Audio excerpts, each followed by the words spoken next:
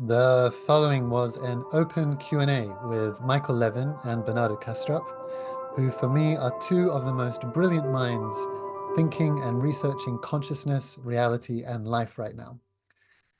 We raised money for the Ormylia Foundation, over £1,269, which goes towards supporting orphans fleeing war zones and other vulnerable populations in Greece. We had the idea of having people submit a question together with a donation and then ordering the questions asked according to the highest donation. And you could even sponsor other people's questions. So it became kind of like a crowdfunding for questions. It was a lot of fun.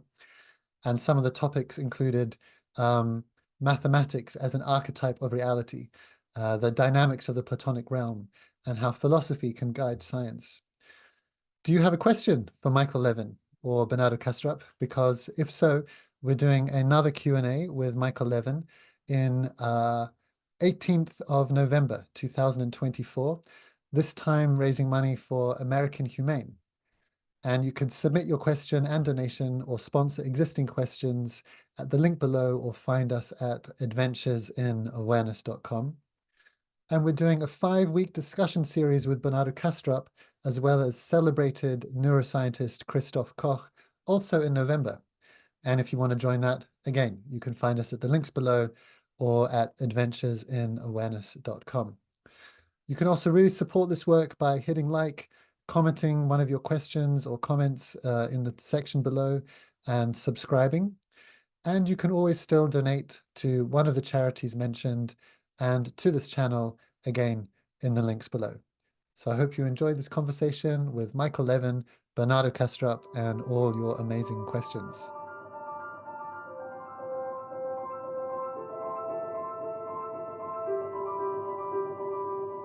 Welcome, Michael. Welcome, Bernardo. Hey, Amir. Hey, Michael. Hey, Amir. Hey, Bernardo. It's good to see you. Hey, Good everybody. to see you again, Michael. Yeah, great to see you. Welcoming everyone just joining. We'll maybe just wait 10 seconds to let people arrive in the Zoom room. Amir, you're looking suntanned. Yeah, I've been in the sun a little bit. A couple of little festivals and trips. I so wish I could get a good tan without paying. Yeah, it is fun to feel the sun do its work. And so, welcome everyone. Feel free to, it's quite nice sometimes to put your location in the chat, just so we get a sense of the international nature of these gatherings, and just to kind of break the ice on the chat room, which you're welcome to use at any point throughout this event. Just a quick reminder that it is being recorded and it will be sent to everyone that's donated, so some people couldn't make it live. And it's quite an unusual format. Michael might say something about that in a second. If not, I'll fill people in, Michael. But in terms of the structure, we'll be calling on people to read out their question, unless you've asked me to read it.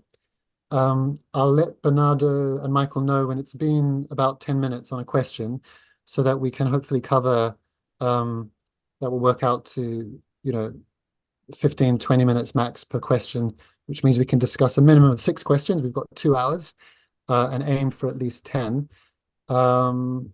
And if you've changed your mind about presenting your own question, just private message me or stay silent and I'll go ahead and read your question.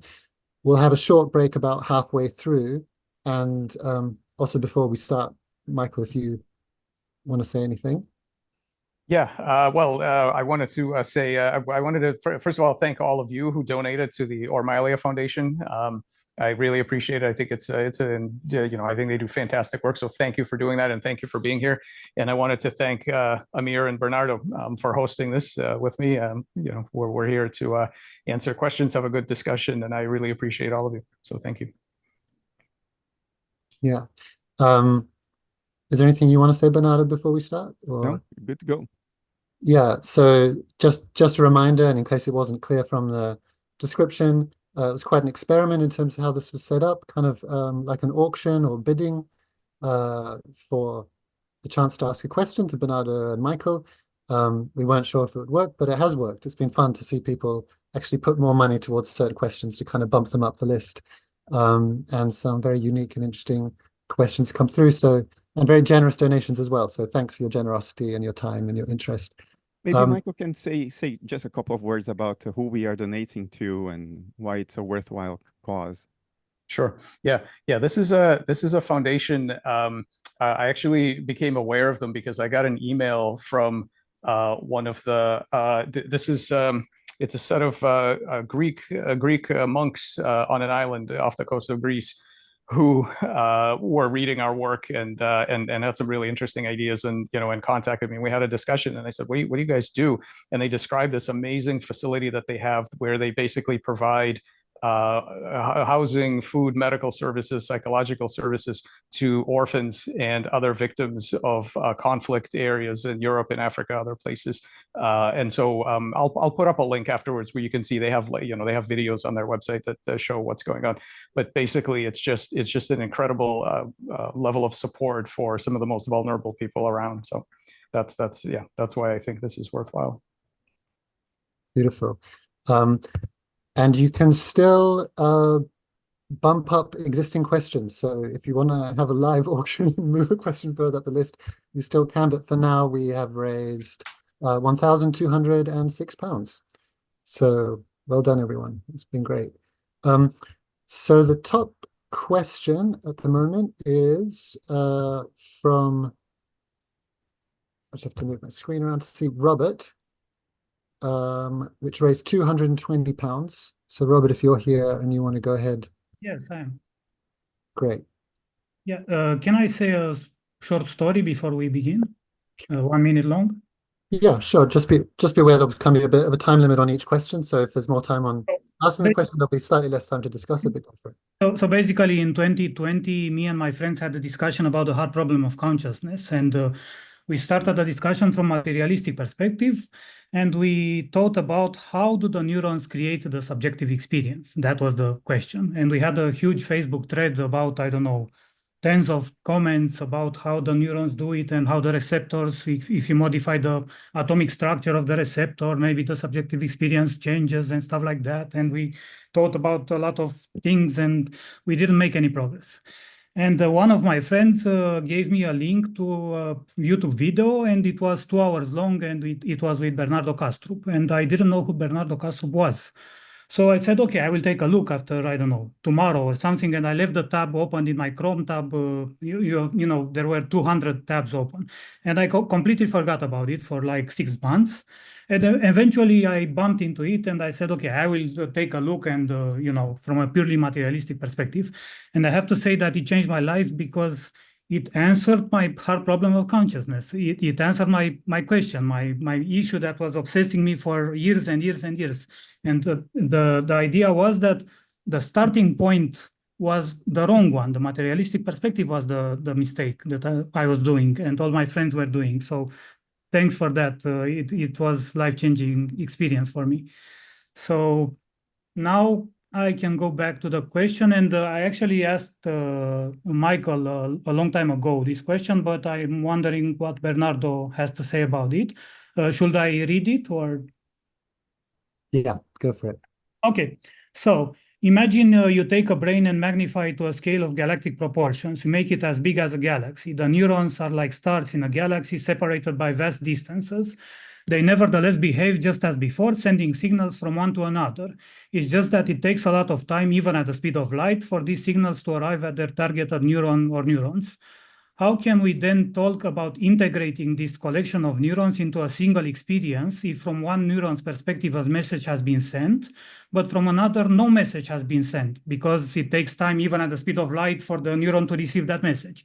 So you have different perspectives and you want to integrate those different perspectives into a single integrated experience, even though there are multiple reference points that are not compatible because you don't have a simultaneous event in special relativity. So we observe in reality that there is an integrated experience, a present moment for that subject, yet there are multiple possible perspectives, according to special relativity, which are not compatible to each other. So I said later, how does a structure stay together? How does such a structure stay together? In other words, how does the brain know which neurons are his and which other neurons aren't his? Because you have this galaxy of neurons that communicate with themselves, but how does that collection of neurons know that some other neurons someplace else in the universe, let's say 1 billion light years away, are not part of that collection of neurons? So I think this is an insurmountable problem for materialism, and it's not talked about enough in both in philosophy and in physics, to be honest. And this is the question: how do you integrate different perspectives which are not compatible with each other due to the relativity of simultaneity into a single integrated subjective experience? That is the question. So you think this is an insurmountable problem for idealism, right? Not No, materialism. for materialism, not for idealism. Why would it be a problem for materialism? Because you have different perspectives. So in the human brain, you're not talking about the universe. No, for a brain, for a mind. Imagine you have just two neurons, one neuron A and I understood you now. But at the level of the brain, we don't have the speed of light limit. We don't. The problem holds if you think of the universe as the appearance of a cosmic mind, then that cosmic mind cannot have a metacognitive unified perspective like we do, because with universal expansion and the speed of light limit, there isn't enough time or opportunity for signals to be coherently integrated into re-entrant loops of information integration. So that conscious perspective wouldn't be like our metacognitive unified conscious perspective. It would still be conscious, but it would be different from ours. So we shouldn't attribute anthropomorphically the characteristics of our own experience to the universal mind. Now, for the brain, I understand that in terms of scale, if you compare the size of a synaptic cleft and how neurotransmitter molecules drift across the synaptic cleft to make a connection, if you would make a neurotransmitter molecule the size of a boulder, then you're talking about the whole universe. I understand. But the speed of light limit doesn't move proportionally. You don't have that speed of light limit in the brain. So there is a lot more time and opportunity for synchronization across different areas of the brain, firing in a coherent, synchronized manner. And this is actually observed. We know that the neurocorrelates of consciousness almost invariably involve this back and forth communication between relatively distant brain areas. There is enough speed, even through slow electrochemical signaling, because the limit of brain signaling is not electricity. It is the speed with which neurotransmitters drift across the synaptic cleft to lock into receptors on the other side. Yes. So the brain operates at the millisecond range. But even that is enough for there to be functional coupling between different brain areas and lead to unified experience. I think materialism has many insurmountable problems, but I don't think this is one of them.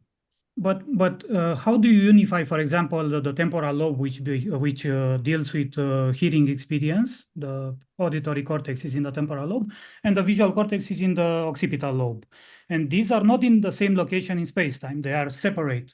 How do you integrate the different perspectives into a unified experience? That is the question. Even if the distance is very, very, very small, it's not relevant.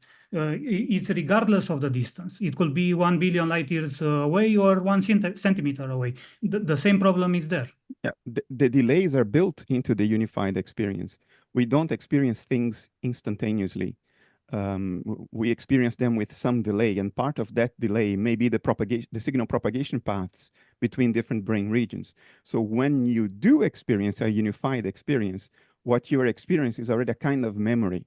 It's an afterfact of something that has already been processed in lower cognitive regions, in lower cognitive areas that may not be available to introspective awareness, to metacognitive consciousness. Yes, but where does that experience integrate? I mean, in a single neuron, in two neurons, if that experience, even as a memory, depends on more than one neuron, then you still have this problem that the integrated experience depends on two neurons that are not aware of each other. They are not in the same reference frame. That's what I mean. It's okay. Your integrated experience will be such that it would take into account different reference frames and the respective propagation delays. According to integrated information theory, which I think is the best thing we have around today, the unified experience comes from the information that is integrated in a reentrant loop complex. And that reentrant loop complex will already sort of incorporate all the different relative delay paths of the information that gets folded into it. And what we will then experience, which is the complex, will seem instantaneous to us because the information needs to be integrated to lead to this metacognitive awareness we have. But by origin, it will not be instantaneous. The instantaneity of our experience is an artifact of how metacognitive experience relates to the brain, or if I put a materialist hat, is generated by the brain.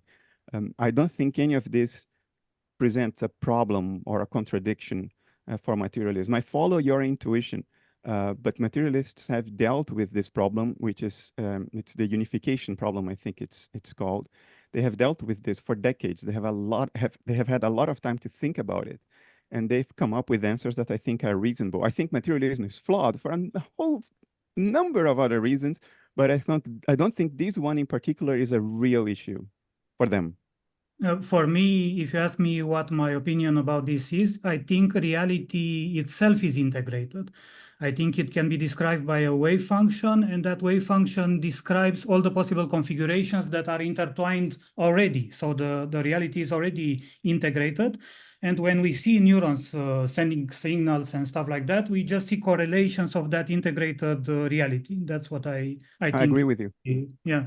Yeah. But to answer your question, I needed to pretend that I was a materialist, right? Because that's what your question required. I still think it's a problem, because if my integrated experience depends on more than one neuron, and even one neuron has a spatial extent. It's not a single point in space-time.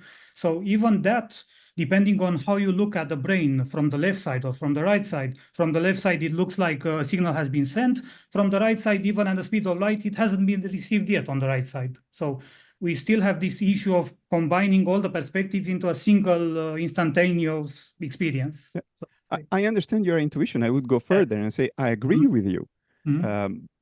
I agree with you that materialism is wrong, and because it is wrong, its account of the problem you're posing is not really true, because the underlying assumptions are wrong.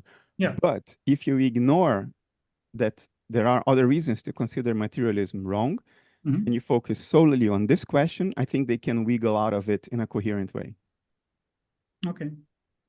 I'm wondering what Michael also thinks about this. Yeah. And just to say, we're like at 10 minutes, so consider it like halfway through maximum. Okay. But Michael, go ahead if you have more to add.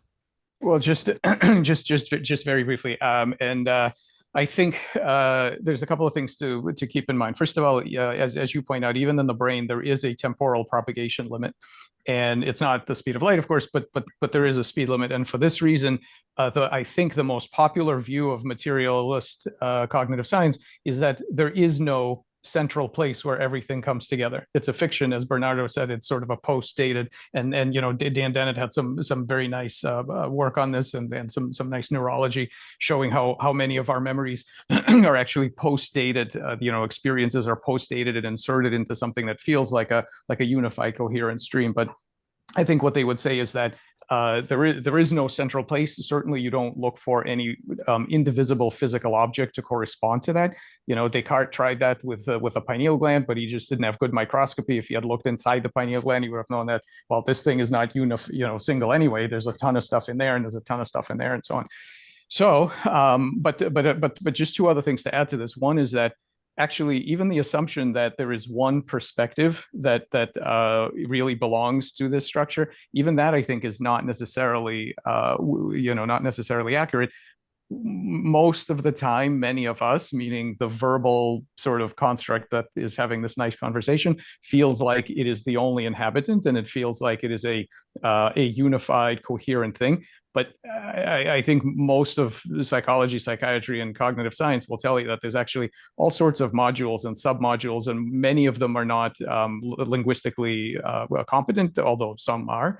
And I think it's perfectly reasonable that there are multiple perspectives that exist in that structure, partly because of this, of exactly what you said, that you can almost relativistically, although not in the physics sense, see different events coming together in different ways, and observe and interpret the world and what's going on in different ways. I think your body's actually full of these perspectives and primary observers. Okay, thank you. Thanks, Robert. Great kickoff to the evening. Next question comes from Amir, a different Amir to me, to make things confusing. So if you're here and you want to ask the question yourself, Amir, feel free to unmute. If not, it'll still be Amir asking the question. So this question raised £210. So thanks again for people's generosity. So the question is, I am a fitness coach, a huge fan of Kastrup and Levin's work. This is extremely exciting for me to ask, even though to both of them it might seem a bit weird. The question is, research and experience shows, okay, Amir's with his 2-year-old son, so I'll go ahead and carry on. Research and experience shows that exercise, strength training, and aerobic, excuse the dualism, seem to allow people to live higher quality lives. Why? From your perspectives, what is going on here? Meaning, why does the body respond so positively to exercise, or why do you think the body evolved this capability/capacity at all? And what is the first thing that comes to your mind in terms of what it means and what can be extrapolated? And how should we or could we leverage it? I understand the hormetic aspect, but do you think the seeking of stress and strain against which to adapt is a sort of telos? Separate question, do you both exercise? And what kind of approach do you take if you'd like to speak about it? Maybe you both have a perspective no one in fitness science has. Thank you. Michael, do you want to take this first? Yeah. Okay. Well, just to say ahead of time, and this will apply to a number of these questions. I will say off the bat that I have zero expertise in this. So, in the spirit of the event, I will offer some thoughts. But this is one of the many things that I normally wouldn't talk about because I don't know anything that smarter people haven't already said on some of these topics. But okay. Here, two interesting things there that I picked up in that question. One was the issue of what is it that life is looking for, in the sense that this telos idea, and one possibility that it's problem solving, but another possibility is that it's not just looking for solutions to problems; it's actually looking for new problems. And you can go further and say that maybe what it's doing is actually looking for new spaces, new problem spaces in which to have problems. In other words, it's looking to expand and fill in some way new available problem spaces and ways to be. So. So if that's the case, and this is a total conjecture, it wouldn't be surprising that evidence of having found some new manageable stressor. I mean, the nice thing about exercise is that it's a manageable stressor. It isn't like many things that happen in our lifetimes where, yes, it's stressful, and no, you have no idea what to do about it. Exercise is sort of consciously initiated. It's time delimited. You most likely will survive it. It's a manageable stressor, and I think it feels to the cells as exactly the kind of thing that they should be doing. That's the first thing. The second thing is that we've been working, and we just published a computational paper on this, and there will be a primary biological paper early next year on this idea of stress as a cognitive glue. And if there's time, I could talk more about this. But the idea is that in this big question of this combination problem of cognitive science, like how do larger integrated minds arise from components? One set of mechanisms you want to think about is what I call cognitive glue, that it's basically the set of policies that the subunits have to carry out so that they contribute to the appearance of a larger scale mind that then can project into other spaces. So we've been working on this idea that one of the cognitive glue mechanisms, and there are others that we could talk about, one of them is stress. Systemic, meaning not local, but systemic appreciation that some goals are not being met. because one of the things it does is it basically builds a cooperation. It builds if you're a cell, by leaking your stress molecule to other cells, your problem becomes their problem, right? Because these same molecules indicate stress for them, and so you can actually model this. And what happens is it's actually much easier for the collective to solve problems if there's this systemic distribution of delta from the target set point. So the latest idea that I had, and this is again for now a total hypothesis and conjecture, but it's testable, and we are going to test it, is this idea that in some sense system level stress and those kind of tasks that cause a manageable system level stress in some way reify or strengthen the emergence of the higher level agent in the system. How to explain it? The conventional thing is, okay, you've got a rat, you train the rat, press a lever, get a reward. Now, no individual cell in that rat had both experiences, right? So the cells at the palms of the feet touched the lever, the gut cells got the sugar reward, but no individual cell had both experiences. So the cell has this interesting neural and other kind of mechanism that binds those experiences together so that the owner of those experiences is the rat. It's no individual cell, it's the rat. Okay, so we know that you need an integrated information processing system to have these kinds of memories and preferences and so on that don't belong to the pieces. But what if it actually also works in reverse? What if by having those kind of experiences, memories, and so on, you actually make more real, you strengthen the causal emergence of the collective? And so this is something that we're kind of testing experimentally. But I wonder if the thing about exercise is that by inducing this kind of manageable systemic stress where lots of body systems have to contribute, all the metabolic stuff, the muscles, everything else, all the biomechanical stresses, the energetic stresses, and so on. By having these kind of global problems and by solving these global problems, the emergent collective self of the body. So this, for example, is the collective intelligence of cells during morphogenesis. Doesn't stop at embryonic development. It continues during adulthood to keep your tissues healthy against aging, against cancer, against degeneration, and so on for decades, hopefully longer. What if the strength of that causal emergence goes up because of these kind of system level stresses? Not enough to destroy it and cause defection from some of the parts, as some stresses that induce cancer might, but actually to reify the whole thing. I think that may be an interesting idea, and so it could be tested, but I have no idea if it's right or not.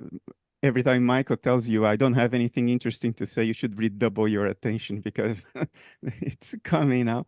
I think this is a fascinating answer, and I feel slightly embarrassed with what I'm about to say because it's dull in comparison. So I'll be brief. Under analytic idealism, it's not only the brain and its activity that is what our experiential processes look like. It's the entirety of the body. And yes, your liver, your kidney, they may correspond to mental processes that are internally dissociated from your ego, so you don't have introspective access into them, but they are still mental. So physical, bodily health under analytic idealism is mental health. They are not two different things. They are the same thing presenting itself from two perspectives, the direct first-person perspective of introspection and the sort of external second-person perspective of physicality, which is how mentation presents itself to us across the dissociative boundary. So to me, it's no surprise at all that exercise contributes to mental health because it is mental health. Regarding the telos archetype that the questioner brought up, could the strive against resistance in order to attain a goal reflect an archetypal disposition of mind? And I think it does. I think teleology is an archetype, and it often expresses itself through yet another archetype, the hero archetype. And those are the archetypes that are being exercised through physical culture. And they shouldn't be taken lightly. They are quite fundamental archetypes.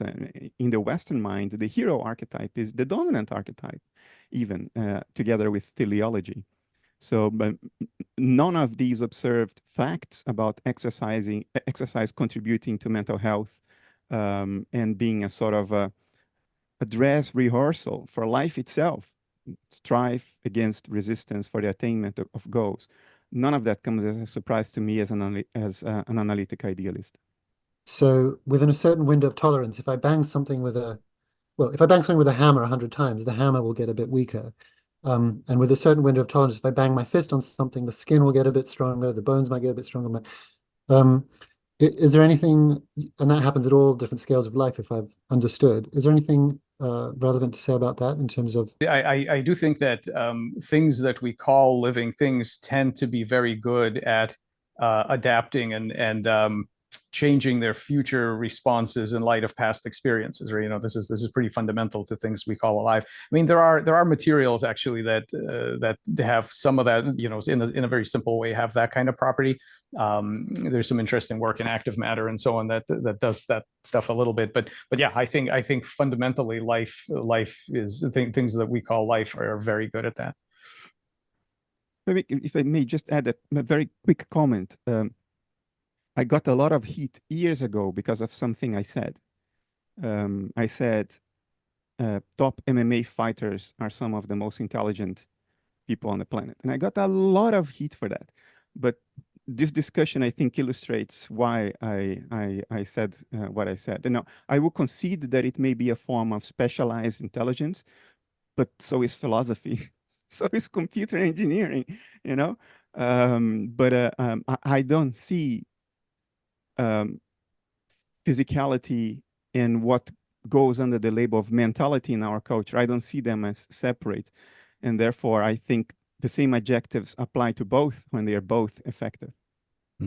Bernardo, you might enjoy, I caught the weirdest thing at some point. It's chess boxing. I don't know if you've ever seen this. So they do, 3 rounds boxing, ding, and then there's a chessboard outside, and you can lose or win either way, right? In one, but it just goes back and forth, and it's an amazing thing to watch. When I was young, in the Netherlands, with youth, there's a lot of alcohol involved, unfortunately.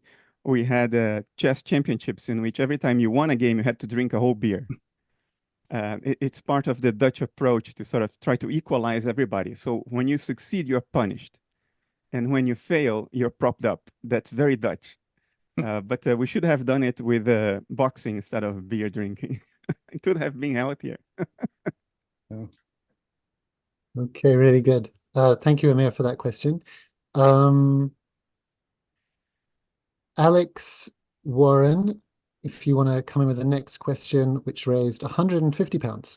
Awesome. Yeah. Hello.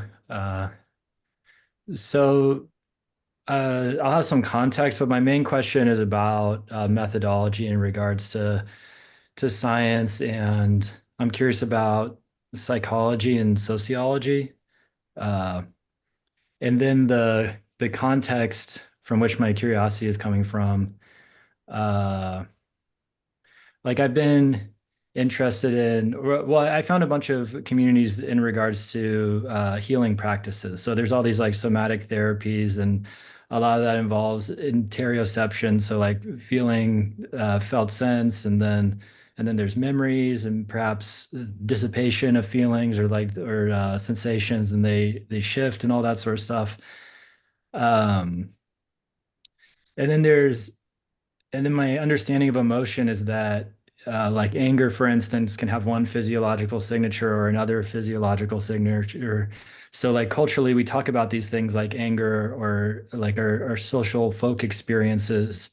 And then, but then I'm like, oh, maybe affect is like these sensations are a better ground level for understanding what's happening. So that's kind of like where my thinking is going, is like how do groups construct the kind of feeling and social situations that we're in? And then to add in some other things, there's like, well, okay, so Professor Levin, I heard you talk about chi in another conversation it was on YouTube, and insofar as like whether bioelectricity was the same thing as the kind of sense of energy in the body, and you were saying that you didn't think it was necessarily a one-to-one mapping. But then I'm like, okay, so similarly, there's like membrane potential. We came up with Nick Land around mitochondria, and that it's like a coarse grain target. So similarly, like I'm imagining that metabolism for a person on the level of like human psychology is a coarse grain target for how they relate to their how to make choices. So, and then like one other ingredient I want to throw in is, I don't know if either of y'all are familiar with the phenomenology around like kundalini awakening, that people will have kind of these like or kriyas, which are like spontaneous movements, which could look like Tourette's almost, but then it's said to accompany with transformation of their belief systems and lifestyles. Uh, so I don't know, those are like kind of the ingredients, and I just wonder like how does science make sense of these sorts of things? How does it evolve? It seems like people have thought about it different times. My understanding of contemporary approaches don't seem to have. I feel like I may be missing something, but I guess I just wonder like how does this get approached? Oh, wow. Yeah. There was a lot there, and a lot of that I don't really have too much to add to. But I guess I'll say a couple of things about, as far as how science handles it. I mean, look, for practical reasons, the scientific enterprise is really good at things that are repeatable, ideally rapidly repeatable in a very tractable time frame, and things that are highly individualized that do not show up on demand. These are all things you learn very quickly as a grad student and a postdoc to you're supposed to sort of push those out of the way and get hold of something that's very actionable that you can make progress on. So I do think that the current scientific structure as it stands is not well suited, and nor has it really paid attention to a lot of those phenomena. Not because anybody wants to suppress it or wants to ignore it. They're just really hard to study. These kinds of things are incredibly hard to study, and with respect to the kundalini and things like that, finding subjects. I mean, there's a reason why people use fruit flies and nematodes, because they're plentiful. They're all the same, sort of. I mean, even planaria aren't really the same, but you can do experiments and so on. These kinds of things with rare, highly diverse human subjects are very hard to study. So I think we still don't really have a lot of approaches in third-person science. That doesn't mean that you can't do first-person science by you being the subject yourself and studying your own journey and your own structure. I'm sure Bernardo will say much more about that. But I think that's an extremely valuable and valid form of science. It doesn't have to be the typical third-person stuff that we do in the laboratory. And I guess the only other thing I'll add is that I really I've seen a number of phenomena along these lines. I was I'm closely a close friend of a really remarkable acupuncturist, Tom Tam, and I've seen a lot of this stuff work. I do not think that what we study as bioelectricity encompasses a large percentage of what goes on. It might be a part, it might be relevant. I mean, I've worked with acupuncturists that try to develop bioelectric imaging of acupuncture points. We were not successful for a number of reasons. So it may be relevant, but I in no way do I think that the bioelectrics that we've done capture the entirety of what's going on with these phenomena. I think there's a lot to be discovered that we just don't have a handle on yet. Yeah, I think the question was mostly from Michael. I would just make a couple of quick comments. I think science, the scientific method, is the best method we have for empirical investigation. What I'm about to say doesn't change that.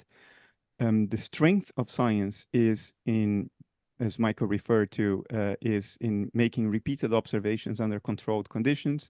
So we isolate the causal chains, and what the possible causal factors are, and we make noise and other disruptors insulated from your experimental setup. That's the strength of the method. But that very strength makes it in practice very difficult to apply if there are macroscopic, complex, but primary organizing principles in nature. We we are very good at studying microscopic organizing principles. In other words, the basic laws of quantum mechanics. And because of this epistemic limitation, we like to think that everything else just builds on top of those microscopic fundamental organizing principles. But we have no reason to declare that all organizing principles in nature are microscopic and simple. There may be fundamental organizing principles that kick in only at the level of entire organisms, or societies, or solar systems, or galaxies, or galaxy clusters. Who knows?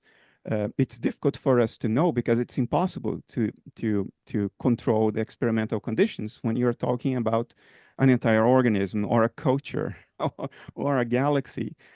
So we will, in practice, for the foreseeable future, be blind to potentially primary organizing principles that only kick in at higher levels of complexity. We will not be able to discern them from noise because of all the complexity involved and our inability to isolate everything into the confines of a laboratory, because they may only kick in at larger scales. Regarding the Kundalini experience, I never had a spontaneous mystical experience, but I had one thing that I could describe as the reverse of it. When I was around 9 or 10 years old, 9, I think, for a period of 6 months, I had this recurring experience that it would dawn on me, the realization that I am actually not the world. I'm not the other people and the other things around me, which I always thought I was. And then suddenly I realized, well, I'm not. I mean, today I think I am, but at the time I was sure that I wasn't. And I experienced that. I got goosebumps and a cold wave going down my spine, very cold. And it happened every time I had that thought for a period of about 6 months. And then it stopped happening, and it was obvious to me that I am not the world. Now, make of that what you will. What you will. Great. So we're just kind of 10 minutes on that question. So there's time out, Alex, if you want to drill down in any aspect of that a little bit. If not, we can. Great. Yeah. I guess specifically maybe something about aggression, or because I guess I'm surprised, Professor Levin, around like, I would imagine that cells would have certain proto-effective states of like the one, actually, there's a cool example of there's like a hypnotist who was tricking the person they're working with. And once the person figured out that they were being tricked, they stopped. They were no longer susceptible to being induced into the hypnotic state. And so that reminded me, like I listened to another talk where you're talking about like cells and whether they would be amenable to different interventions. And so I guess well, it's interesting also. I'd imagine that the organizing principles, I'm like, oh, well, the micro-organizing principles are, I imagine, at work also in these macro contexts. But then, yeah, I don't know how. I mean, I think the use of that, I don't know. That's kind of one of the questions I'm in. But so then, yeah, but to get back to it is like something like, do these studyable systems show emotional kinds of things or affect, or I don't know what. Yeah. So here's what I can tell you, that the use of tools and concepts from cognitive science that were developed to talk about and to handle such things, and not specifically, we don't work specifically with emotions, but certainly with prior beliefs, expectations, memories, preferences, goals, all these kinds of things that are used generally to understand visual illusions, all this kind of stuff that's usually used to study brainy kind of systems and humans, and as well as humans and so on.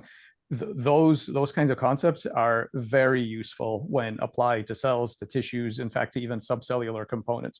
We develop a lot of, part of our roadmap for biomedicine involves dealing with incorrect beliefs of your cells, your tissues, basically trying to change not their molecular mechanisms, but actually the cognitive structure. We haven't really got to affect yet, but other things in that neighborhood. So, you know, I can tell you that I think those things are absolutely relevant certainly by the time you get to cells, because I think they're even older than that. But by the time you get to cells, you have a system that can make mistakes, that has expectations, that you know, has certain stored up experiences about whether the environment is safe or not.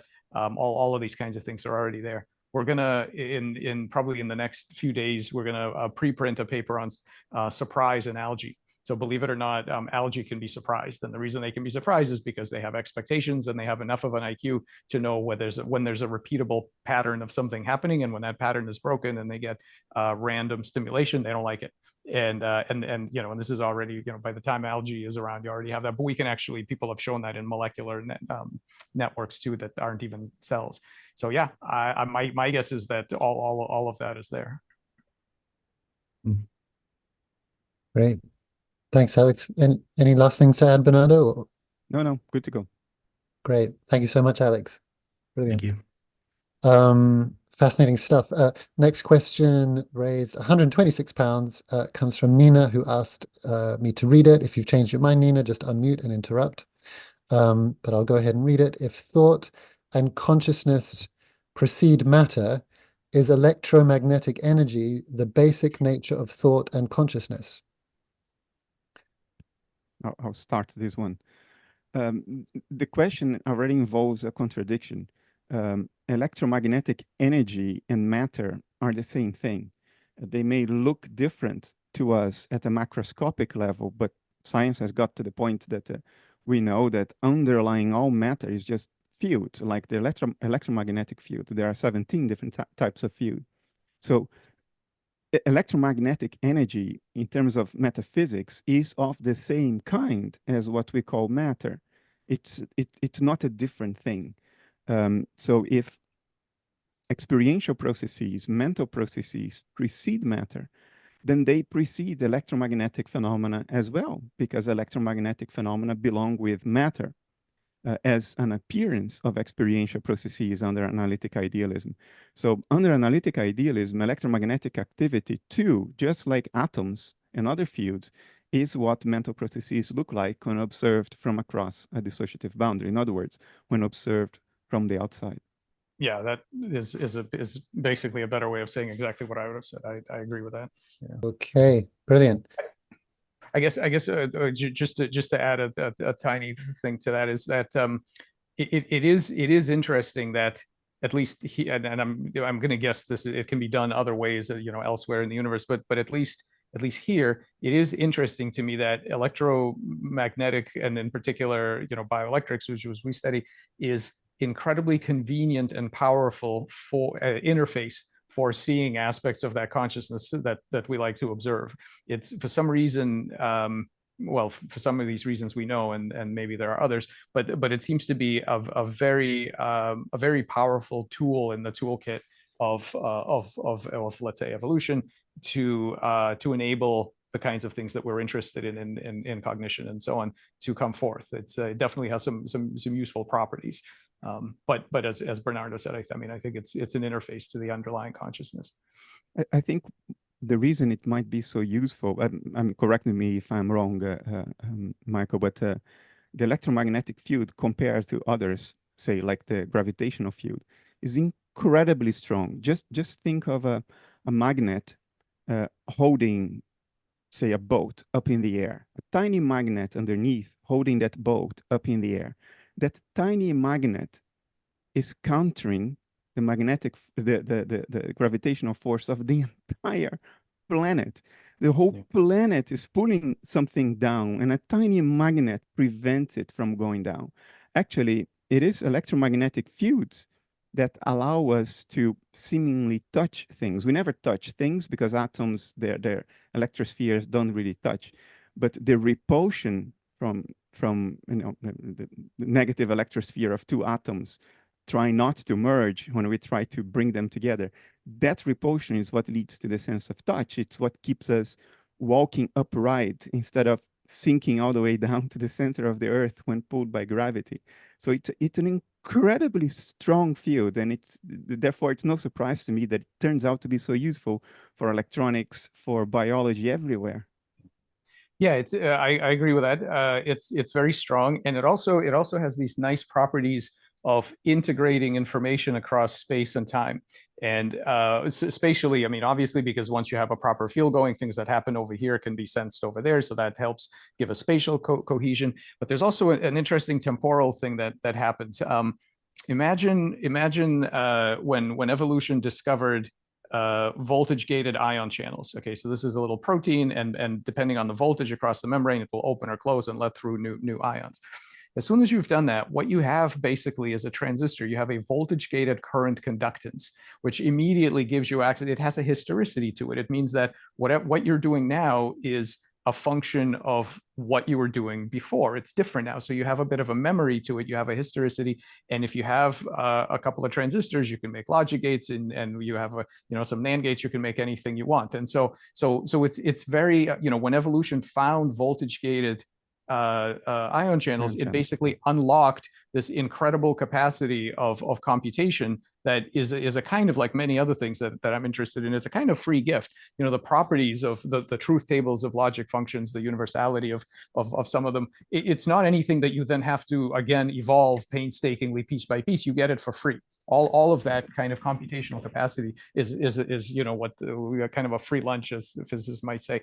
So yeah, so I think that's just a very convenient feature of bioelectrics. And once you even in bacterial biofilms, you don't need brains for this. Even in bacterial biofilms, you see that the individual bacteria are little tiny neurons. Basically, they're electrically active. They have these kind of channels, and what it ends up allowing is a coherent activity over the biofilm that makes it almost, not quite, but almost a multicellular organism.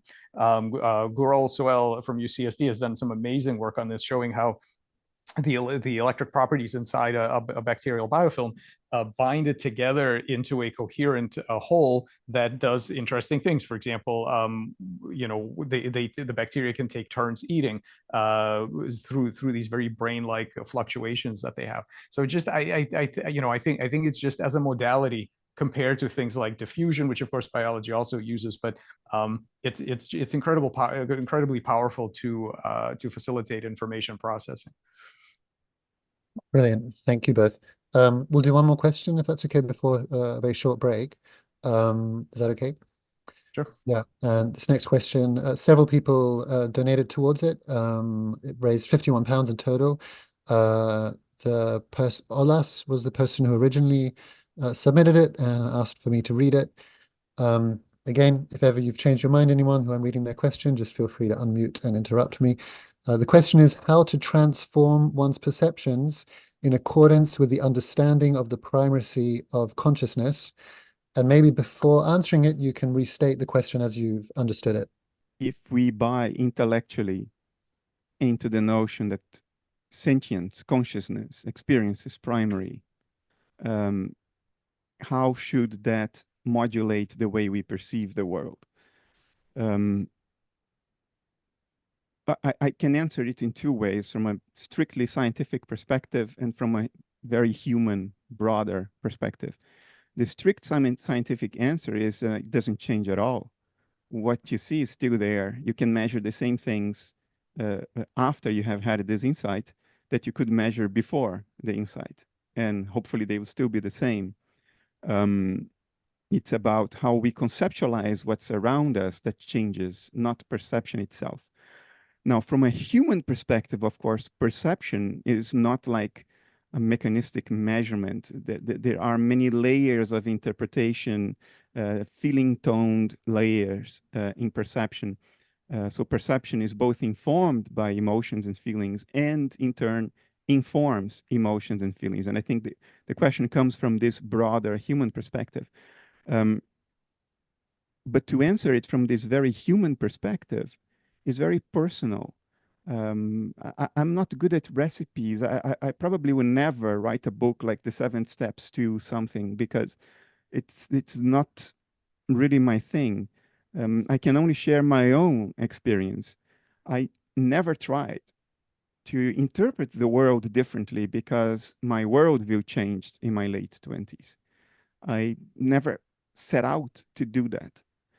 But it did happen. It sort of snuck up on me. And at some point in my late 30s, I looked back and I was like, wow, the world really has changed because I am embodying my own conceptual conclusions now. They are no longer just here, they sort of sunk into the rest of the body. They inform my reality now. And now the world is different. Now everything has a kind of meaning. I regard matter no longer as pure abstraction, like the metaphysics of materialism would tell you. I regard matter as symbolic. It is now the appearance of something that underlies it, something that modulates it from behind, so to say. And therefore, it provides us with clues for something transcendent, but very real, the real world out there, which we don't see directly. We only see through the intermediation of matter. So matter now points to something beyond or behind itself. It acquires symbolic meaning, and the entire world now acquires this symbolic meaning. I'm not saying this to stimulate the schizophrenic attitude of looking for relationships everywhere and attributing meaning to everything. I do think everything has meaning, but not necessarily the meaning we make up in our own minds. My relationship with the meaning of the world is not to pin it down, but to smell it like a scent. I'm not trying to figure it out, to put my thumb on it. I am trying to relate to it as an ongoing experience. In other words, I'm not trying to reveal the secret, but relate to the mystery. And it is this perception of the mystery inherent in the world I perceive that has grown out of my conceptual understanding under analytic idealism. But it has grown on its own. I never tried to make it grow. Yeah, it just happened to me. One day I looked back and it was there, and it's great. Michael, do you have something you want to add to that? Yeah. I agree with Bernardo that if you do the same measurement, you should see exactly the same thing before and after the insight. But I do think that to some extent, at least for me, having that insight changed which measurements we do. In other words, right? It really and very specifically, and so this isn't quite about consciousness, but let's say about cognition. The spectrum that we have to me looks like this. Imagine you have a landscape. It's sort of got some bumps and some bumps and valleys on it, and when you have a bowling ball on this landscape, your view as a third person external observer of what's happening, your view is enough to tell you what's going on, right? It tells the whole story. You know what's going to happen. When you have a mouse on that landscape, your view is much less predictive. What's really important is the mouse's view of that landscape, because he may have been rewarded and punished at certain places. He may have certain perspectives on what's going on. And your Newtonian physics of how things should go on that landscape are not going to serve you too well. So what we have here is we have a spectrum of how much do you need to take the perspective of the system? And I do think it's a spectrum. People say, conscious or not. I think it's a spectrum, and it's a degree to which taking the perspective of the system is going to pay off in some way, and of having a relationship with it. And the relationship might be a simple engineering thing where you try to control and predict, or it might be something of a highly, bi-agential, where you're trying to have a sort of a bi-directional relationship with someone. But the point is, okay, so once you have that insight, and once you start asking, what does the world look like from the perspective of all sorts of weird things? So neuroscientists and behavioral scientists are very used to thinking about the umwelt of certain creatures and say, okay, I'm a bat, or I'm a whatever, I'm a dog or whatever. What does my world look like?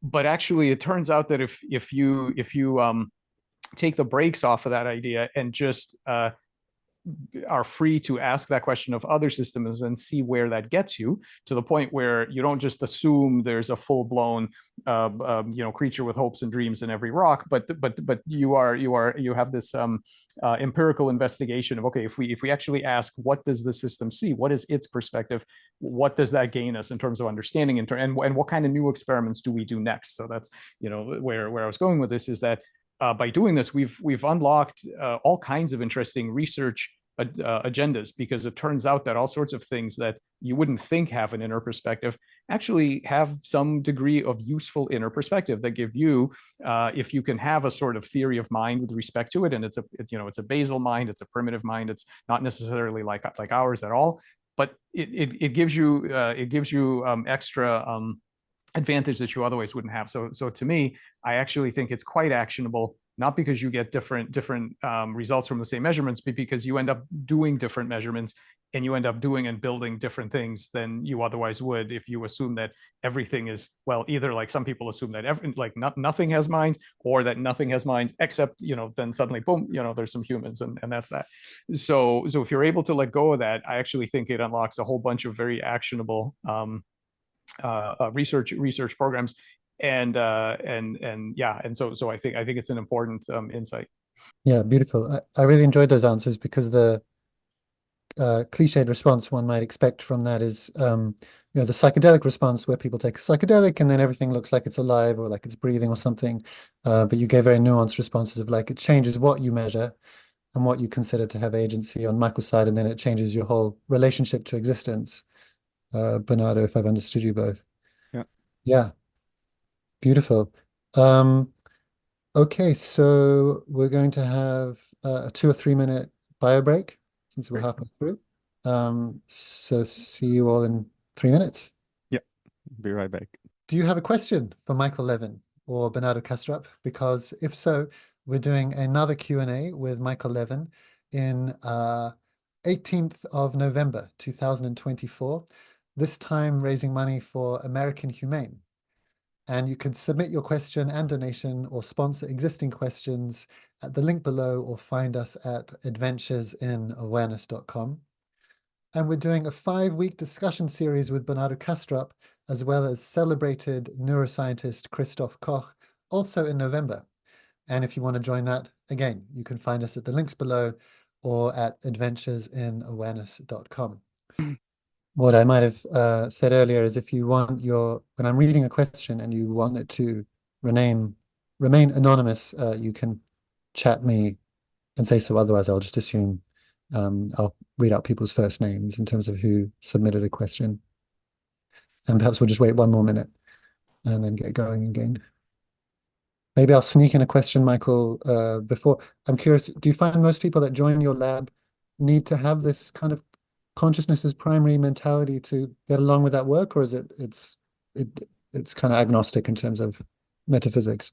No, absolutely not. In fact, I would say that the vast majority of people, I mean, I haven't polled them or anything, but my my knowledge of the folks in the lab is that the vast majority of them would not agree with that. And I think a lot of them are not interested in like that aspect of it at all anyway. The metaphysics of it is not particularly interesting to everybody. Some people are, but no, it's absolutely not required. There's plenty of progress. I mean, that's the kind of thing. Like, it often happens. I'll give a talk and somebody will say, "Oh yeah, that's very interesting new experiments, data, great.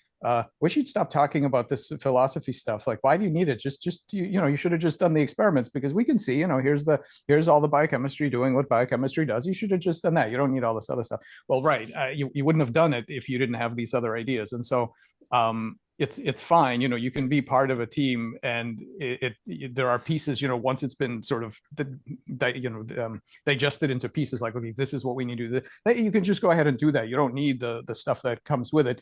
But these things would not have been done if it wasn't for some of these perspectives. So the perspective is important, but once you're in the action, so to speak, you really don't have to have it. Perspective formulates the question. Yeah. Okay. So we'll dive back in. Great to see everyone back. This question is from Jan, raised £50, and it says that they would like me to read it. So here I go. Bernardo Kastrup described Michael Levin as, in quotes, the most important person on the planet. Without context, this can only appear as hyperbole. However, upon further scrutiny, it seems that Michael is not only the most important person on the planet, but also, in potential, the most powerful, and hence the most dangerous. The anatomical compiler being first and foremost the ultimate political weapon of subjugation and/or liberation. Where eugenics failed, electrics, don't know if I'm pronouncing that properly, will succeed for horrors and wonders. More trivially, the richest person on the planet, a quick estimation at 60 million amputees worldwide currently, how much would one value a renewed leg, a new arm? 1 million more? Being able to regrow a limb using a simple bioreactor with 5 to 6 electroceuticals would be an easy 60 trillion. And perhaps the wisest, so the list of your attributes continues, Michael. And perhaps the wisest, being the only researcher that stopped themselves speaking, at least publicly, of artificial consciousness upon the realization that wielding such a power, awakening cogs and gears into agentiality, would be tantamount to killing trillions. The question is, how much power / money does Michael Levin want, and why doesn't he want it all? Vannevar Bush, feel free to correct my pronunciation on anything in a second. Vannevar Bush. Vannevar Bush, arguably the most important person on the planet in the 20th century, whose chair Michael Levin holds, already had this decision to make, and he decided to withdraw after the World War, arguably for the worst. So over to you, Michael. Whoa. Okay. Well, let's see. Okay. So first of all, with all gratitude to Bernardo, I certainly don't think of myself this way. Let's just remind ourselves to take a little bit of the pressure off me. I am certainly not the only person doing this stuff. So not only are there numerous other people in my lab, but there are many labs throughout the world that are working on this. So this idea that the body into which you were dumped at birth may be healthy, maybe not, maybe in pain, maybe not. In any case, with massive limitations of energy, of IQ, of capabilities that stand in between you and your dreams. All of these things. The idea that these things are at the moment are basically subject to the whims of certain cosmic rays that might hit your DNA, or drugs that might alter your bioelectrics or whatever. The idea that none of this was really optimized at some optimal level for your happiness or anything like that, and that we need to raise people out of pretty much incredible suffering all over the world. This is not my idea. There are thousands and thousands of labs worldwide that are working on this. Somebody will crack it first, whether it's our lab or somebody else. It doesn't matter. Somebody will crack it first. And by the way, with respect to your financial calculations, I mean, yes, no doubt there is money to be made in regenerative medicine, but the vast majority of amputees worldwide do not have any money to put towards this. For a lot of people in dire straits across the world, never mind any of these technologies, but a clean glass of water is problematic. So yeah, anyway, so I don't know how the economics of that shakes out, but for me, what I'm interested in is basically what you might call freedom of embodiment, is this idea that we should, all of us, ultimately have agency over our embodiment in the world. Right now, most of it, and for some of us more than others, it is controlled by circumstances completely beyond our control. Some of us have access to reparative therapeutics, to education, to glasses, to surgery, to whatever. Many people do not, and it is not because there was some reason why they were born this way. It is basically we all of us, the standard human body plan and our physiological limitations are the result of a kind of a generate and test meandering evolutionary process. And I don't think we need to have any allegiance to where evolution dumped us. I think we need to use our minds to improve the situation for everybody who needs it. So that's my goal. My goal is to make all of this completely mainstream. We publish everything. In fact, we preprint almost everything, making it freely available to everybody. As soon as we have something, we preprint it. I fully expect that if I do my job correctly, at some point, hopefully soon, all of this will become obvious. Everyone will say, we knew this all along. This, of course, how else could it have been? And everything will go on, and this will become standard therapeutics. So that's that's my goal. I'm not sure that I'm just looking at the rest of the question. Yeah, I mean, in terms of power or whatever, I don't know. I mean, look, I've got enough stress managing 4 people in my family and you know, and a bunch of people in my lab. I don't want to be in control of anything. My goal is to open up knowledge so that whatever we do or don't do isn't because we don't know how, it's because we've decided to do it or not do it. The reason that you live in the body that you have should not be because you have no other options, because nobody has a clue of what to do. That's how it used to be, you know, when we didn't know how to set bones and make antibiotics and things like that, which is whatever happened, and you just sort of roll on. I think that if people decide to limit themselves, fine. If they decide to augment themselves so that they could reach greater capabilities, also fine. But it should be because you decided that that was better, not because you just didn't know how to do it, and you know, and you're just limited by the state in which evolution dropped you. So hopefully that touches on the main pieces. That was probably mainly directed at Michael, but it quoted you, Bernardo. So if there's anything you want to add, feel free. I think the underlying motivation is the question, should we have stolen the fire from Mount Olympus like Prometheus did? Well, it's about 6,000 years too late for that question to be raised. Maybe 12,000 years. The fire has been stolen, and there is no way we can go back to living pastoralist lives. You know, 8 billion people cannot have pastoralist lives on this small rock. So technology is part of the game. The only way forward for us is more technology applied in constructive, functional ways. And are there risks that we may find these extra technologies and apply them wrongly? Of course, it's part of the game, but it's too late to do otherwise now. It's very late, thousands of years too late. And you see, regarding bodily modifications in particular, if you see how many young men who I can empathize a lot with have lost limbs at war in Europe right now. You know, it's now my ultimate long-term dream in my life. I never wanted money, but now I find myself in a position, I want some more money now, because my ultimate dream is to start a company in Ukraine that will only hire mutilated soldiers or families of dead soldiers. To think that we can have a very significant way to help them heal completely and not try to get it, I think is immoral. We should absolutely go all out for this. And bodily modification is nothing new in the history of mankind. Also thousands of years old. We have been doing piercing and tattooing and using prosthesis for thousands of years. And this is a prosthesis.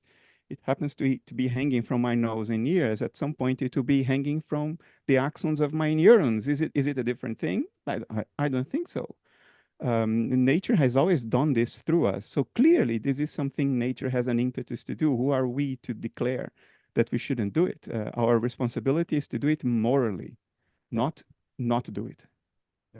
Yeah, exactly. And just 2 small things to add to that. One is that, you know, if you really wanted to be kind of the standard way that you were, and not embellish and improve and grow and whatever, you could stay an oocyte.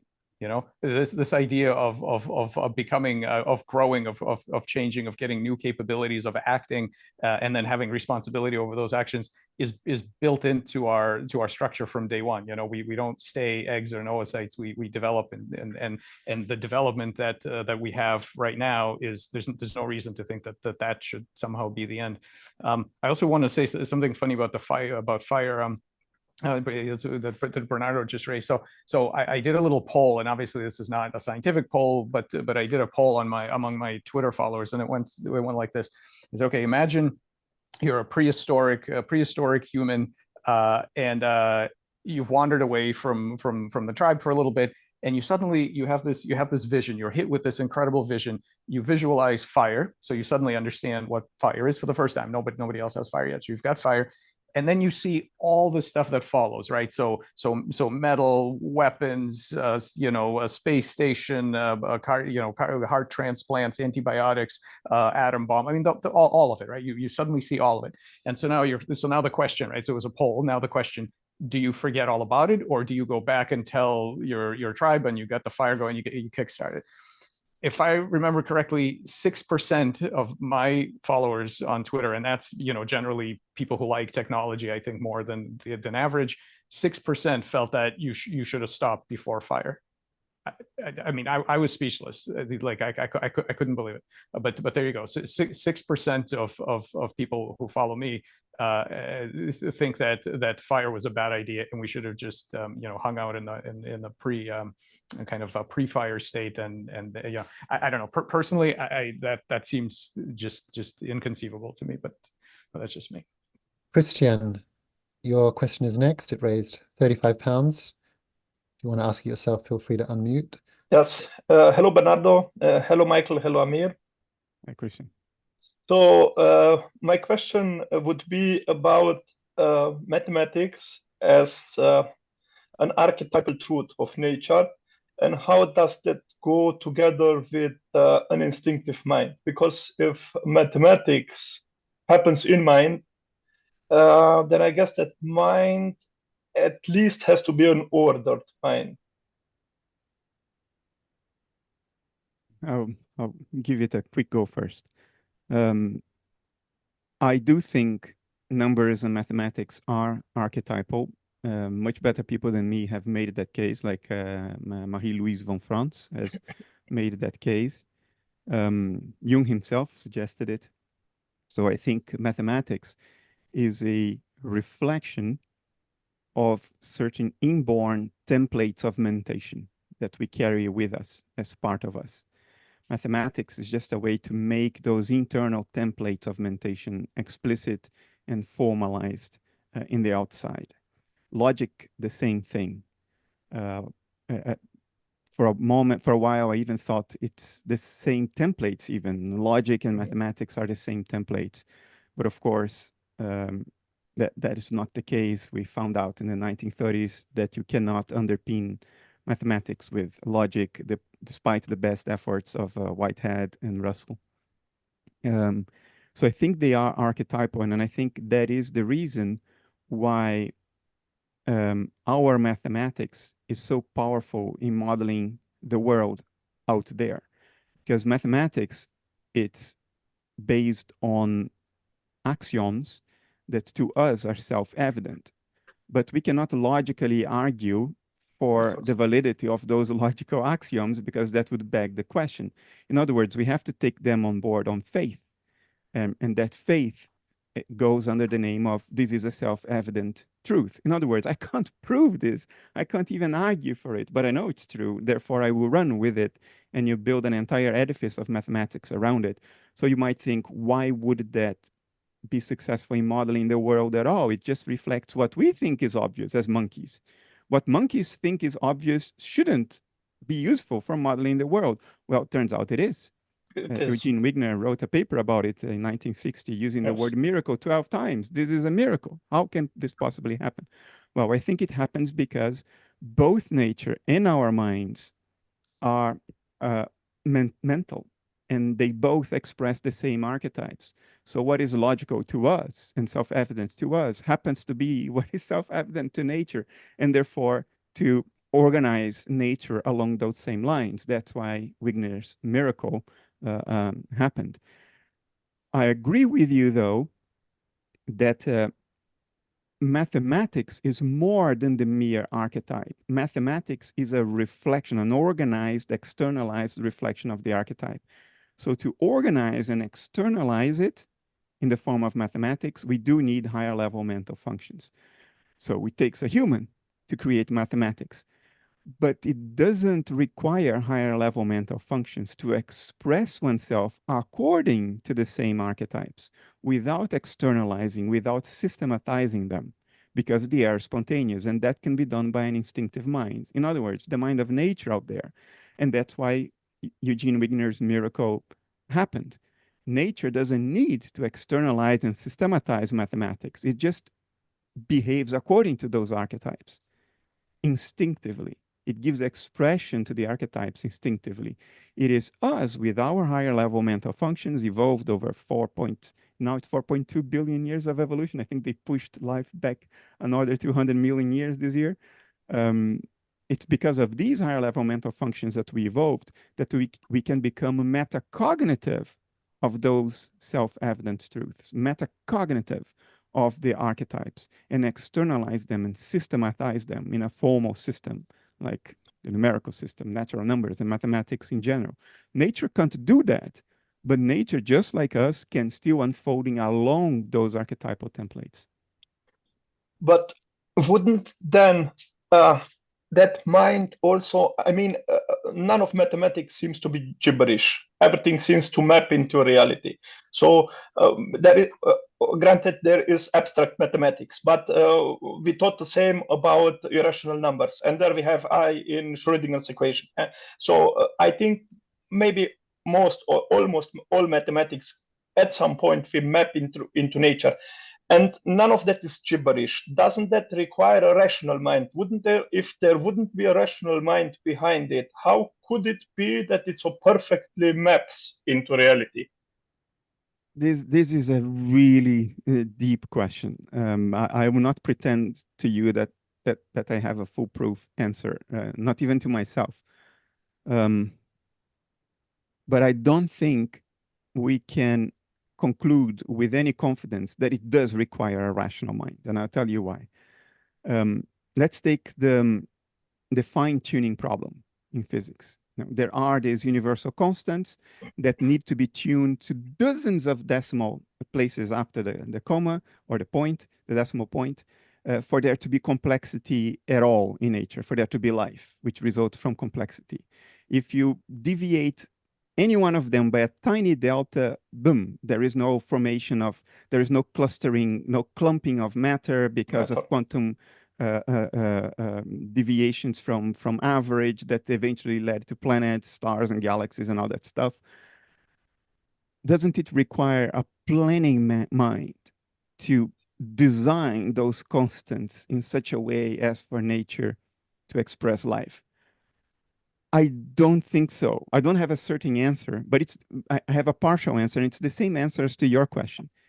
And the reason is the following. I learned this from Marcus Miller and the group at the ICOKI in Vienna, the Institute of Quantum Optics and Quantum Information in Vienna. And they got the Nobel Prize in 2022. They are exploring the notion that the physical world is our cognitive construct. And they're doing this through mathematics, no-go theorems, very heady stuff if you go through their material. But the consequence of it is that what we call the physical world is our attempt to answer the question, what will I see next? And it evolves naturally, not only within a lifetime, but across lifetimes in the evolutionary line. Now, of course, if the world is a cognitive model we construct, of course, by construction, it will be such that our existence is possible in it. Because you would never construct a tenable model, a world model, that contradicts your very existence in it. That would never happen. And you can show that mathematically, that things would converge in a direction that allows for you to exist. So if the physical world is a constructed model, of course, we would construct it in such a way that our existence can be accounted for. And therefore, once we start studying that model more closely, we would get fine-tuned universal constants. The same thing could apply here. Mathematics, none of it is gibberish. Euler's equation has moved me to tears once I believed for the first time that it's true, because I went through the proof, and it's just mind-blowing. 3 seemingly arbitrary constants derived from completely different lines of reasoning that they tie up together in that way. It's just incredible. Wouldn't that require a designer? Perhaps not. For the same reason that perhaps the universal constant fine-tuning doesn't require a designer. It could be something that emerges by construction. In other words, whatever nature is, something that arose in nature and started modeling nature would do it in a way that remains consistent with nature. You see? Perhaps you can reduce it to a tautology and not the requirement for some kind of separate divinity with a super intellect that designed everything. Not separate. Back to the fine-tuning discussion. But Bernardo, if that would be the case, then that would give us as separate consciousnesses demigod-like powers. If our mere presence would define those constants recursively, so. No, okay. Even. No. This new physics, it is not saying that we construct the real world out there. That's not what it's saying. What it is saying is that what passes to us as the real world out there is actually our construct. So all we have power over is our own cognitive construct, not the world, because it's not saying that our cognitive construct is the external world. The way they are doing it is to reframe what physics is about. Traditionally, physics has been about what the world is, what will the world do next.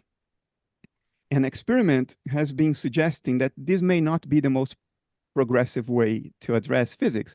So they reframed the entire physical enterprise as what will I see next, as opposed to what will the world do next? Because we don't have access to the world. We only have access to what we see. So the statement is what we think of as the world may in fact be only our construct, and therefore we will construct it in such a way that we can exist within it. So we are not projecting power outside. We only have power over that which we construct ourselves anyway. Now, when it comes to your original question, why mathematics applies so wonderfully to the world, I accept that there is an external world with defined states. They are just not physical states. In other words, they are not quantitatively describable states. They are qualitative states. And physicality is just the appearance of those states, which arises from an interaction between our cognitive apparatus and the real states of the world. So I am a realist. I'm a mental realist, not a physical realist, but I'm a realist. I think there is a real world out there. And what these guys are doing in physics, in the new physics, is remaining agnostic of the very question of whether there is a real world out there. Now, compared to them, and as I get older, I realize this more and more, I am becoming the old-fashioned guy here. I'm not the heretic anymore. I'm becoming conservative. It's happening more and more. Even Michael and I had a discussion a few days ago. I'm not going to disclose what that discussion was, but I found myself being the conservative one. It was Michael and Richard, somebody else in that discussion. So as I get older, I turn 50, and I'm like, oh my God, is this happening to me? Am I becoming an ass now, like the people who used to go against me? But they are agnostic of it. My personal opinion is that there is a real world out there. It doesn't depend on us at all, but we cannot access it. The physical world is our construct. So we do not have this magical power of changing the world. How can I reconcile that with the mathematics being applicable to the world? Well, it's because I think it's one and the same mind underlying the world and us. So I, as a personal self, as an ego, I have no agency over the world. But what I truly am in the more fundamental layer that I represent, that I embody, that one field of subjectivity that nature is, what I truly am is nature. You see, I'm not saying that my ego has the power to magically change what is outside the ego. What I'm saying is that my basic mathematical intuitions, what is self-evident to me, doesn't come from my ego. It comes from this underlying layer in which I am one with the world. So there is no Superman powers involved here. It's just the one thing that exists expressing itself because it is what it is. That's all there is to it. Nature does what it does because it is what it is, and we are part of it. We're not separated. Therefore, we have access to the same archetypal manifestations, and therefore nature looks logical to us. Why? Because it is us. It's not our ego, but it's the same underlying thing. Sorry to but interrupt, then, Christian. Just to alert that we've done 13 minutes on this question, so like maximum another 7 minutes, just so it's fair on other questioners. Yeah, carry on. 2 more minutes. Okay. Perfect. But then that objectivity is a bit blurry, Bernardo. Isn't that? Wouldn't that? Okay, granted, we are that universal mind, but how does that then go with the objectivity of that external world? If we, I don't know how to express that. If you think of yourself as your ego, your narrative self, that person born on that date in that place who is married to that other person, does this for a living, and so forth, then there is objectivity, because your ego is dissociated from the rest of this field of subjectivity, and therefore has no intentional control over what's happening in the rest of the field. There is a dissociative boundary in between. But our archetypal intuitions, what is self-evident to us, doesn't arise in us because the ego conjured up a little story to justify what we consider self-evident. It comes from below the ego. The ego can't help but think that certain things are self-evident, right? I mean, we think 1 + 1 being 2 is self-evident. Well, we took Russell and Whitehead over 200 pages to prove that from first principles in logic. So what we consider spontaneously self-evident is not a machination of the ego. It's something that is percolating upwards through the non-egoic segments of mind. And at that level, at the level of that segment, we are one with the world. So our logic makes sense in the world. Our mathematics applies to the world because both emanate from the same source. They are two camera angles on the same thing. They are not separate things that happen to be aligned. They are one thing manifesting in seemingly two different places. And what the only role of the ego is to take explicit account of our mathematical and logical intuitions. Not to create them, not to contradict them. The ego is powerless in that regard. All it can do is to take explicit account of them, to become metacognitively aware of them, to tell itself, oh, I have that primary intuition. But you see, it doesn't have any control over the world. The correspondence you see is just the same thing emanating two different ways. That's my hypothesis. As you see, as it turns out in the 2020s, I am becoming the conservative guy. I'm holding tight to naturalism. And I think I will hold tight to it until the end of my days. I will just become the old conservative guy that needs one day to die and make space for the young guys who are blazing new trails. I think you should try 5 Mio DMT once. Might change your mind. I've tried 8 dried grams of psilocybin mushrooms. Believe me, that's something. That is something very different. Trust me, that is something very, very different. Okay, thank you very much. Thank you very much, Bernardo. Very helpful. My pleasure. Thanks, Christian. Michael, did you want to comment on this one? I can't add too much to it, except just to say that I think an interesting empirical result would be that if we were to either discover or create a significantly alien mind of some sort, what kind of mathematics it would have. I think that would be a very interesting, people of course talk about it. So, like if somewhere there's some sort of gas giant planet, and then in the sort of liquid atmosphere, there are some sort of creatures that sort of come and go, and they merge and split. Would they even have integers? Would they, to them, would topology and calculus be obvious? Bernoulli's law would be obvious, but integers is crazy, because who could conceive of of an integer? But maybe they would eventually end up in the same place, right? So it's interesting to think that would they have a different journey finding other things first, and then eventually, you know, stuff that we consider like really odd mathematical constructions, or actually is it even possible to go in a completely different direction? So I think that would be important, right? Is to know to what extent are the mathematical structures that we've developed, is it a unique thing that any mind is eventually going to settle on, or are there many different versions of it? And if there are many different versions, are they all compatible, you know, or not, or are they actually completely incompatible? That is the biggest question, I think. Yeah, are they compatible? Yeah, I think maybe that had something to do with our survival on this planet, what kind of mathematics we discovered, because in a completely different environment, maybe alien species would have discovered mathematics, which for now seems abstract now, but which would model their world, not which is the nearest to our world, modeling our world. Now I feel compelled to say something else quickly.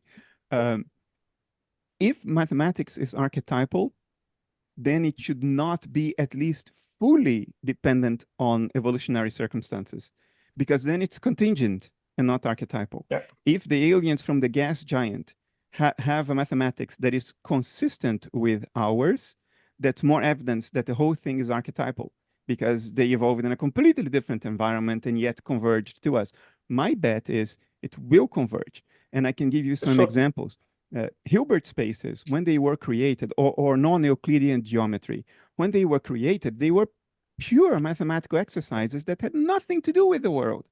The world was Euclidean. You know, two parallel lines never meet in Euclidean geometry. You know, triangles, the angles add up to 180 degrees, and it was self-evident, right? We've known that since Euclid in ancient Greece. And then there come these bozos and come up with these ideas of non-Euclidean geometry, hyperdimensional space, Hilbert spaces, and all that stuff that seem totally detached from our evolutionary circumstances, from the contingencies of our lives, the world we perceive it.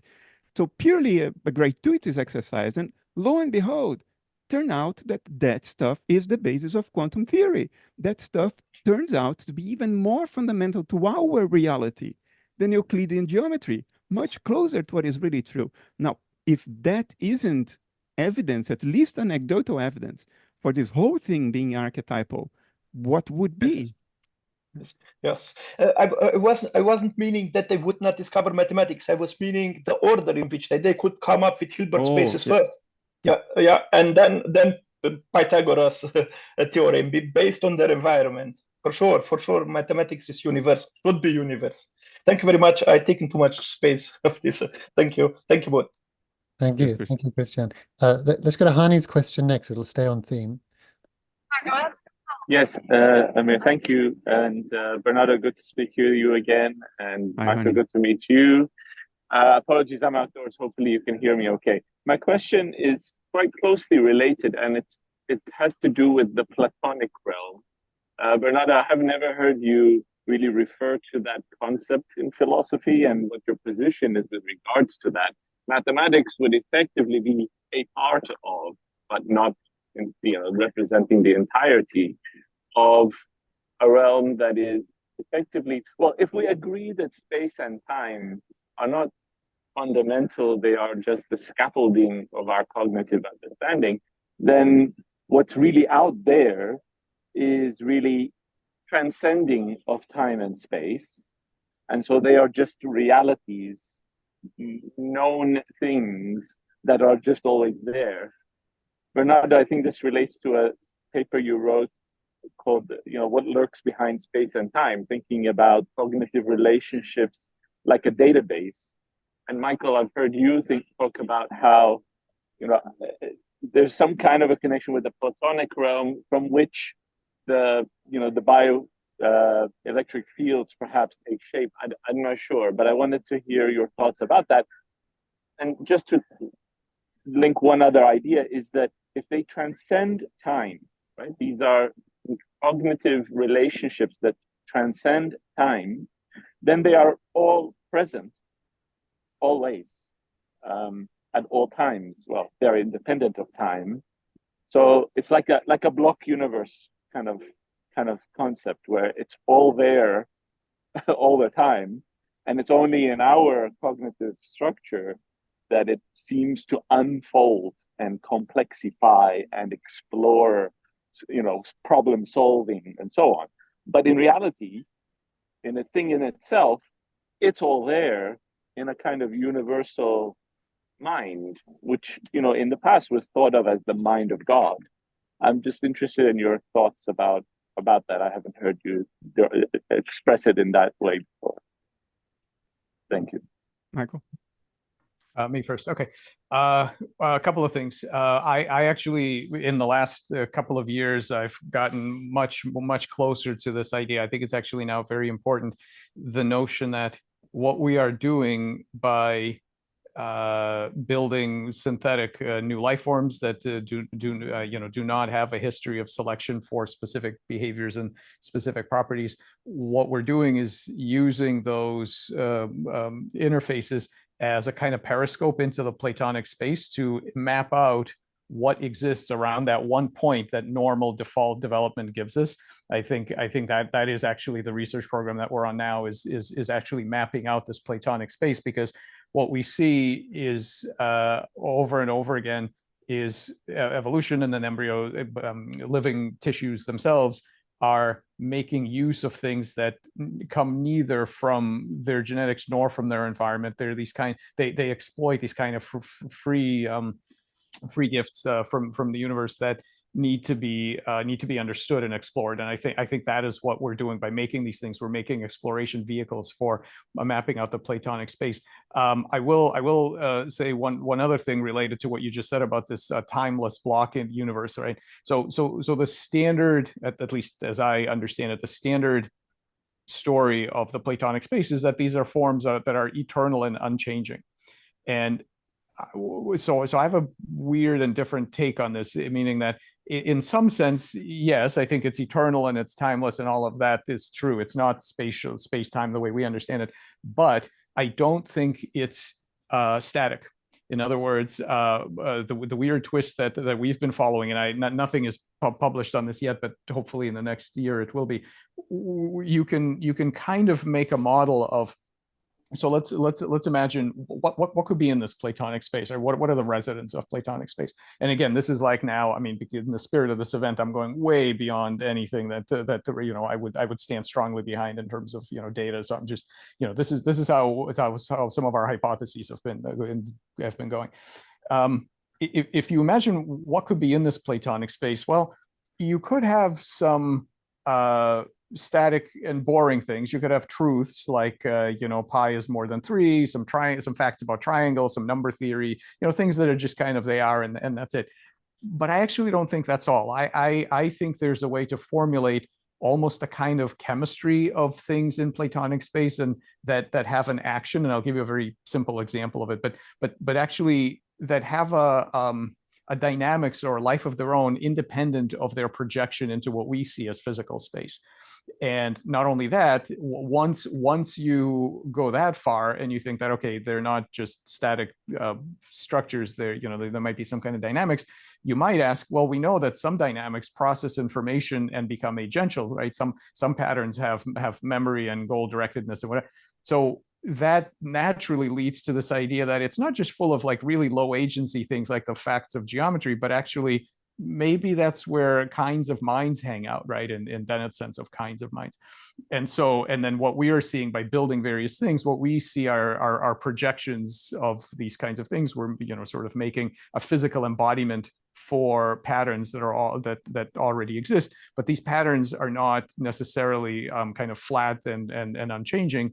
That's where some degree of mentality can come from. And I'll just give you a very simple example of what I mean by this.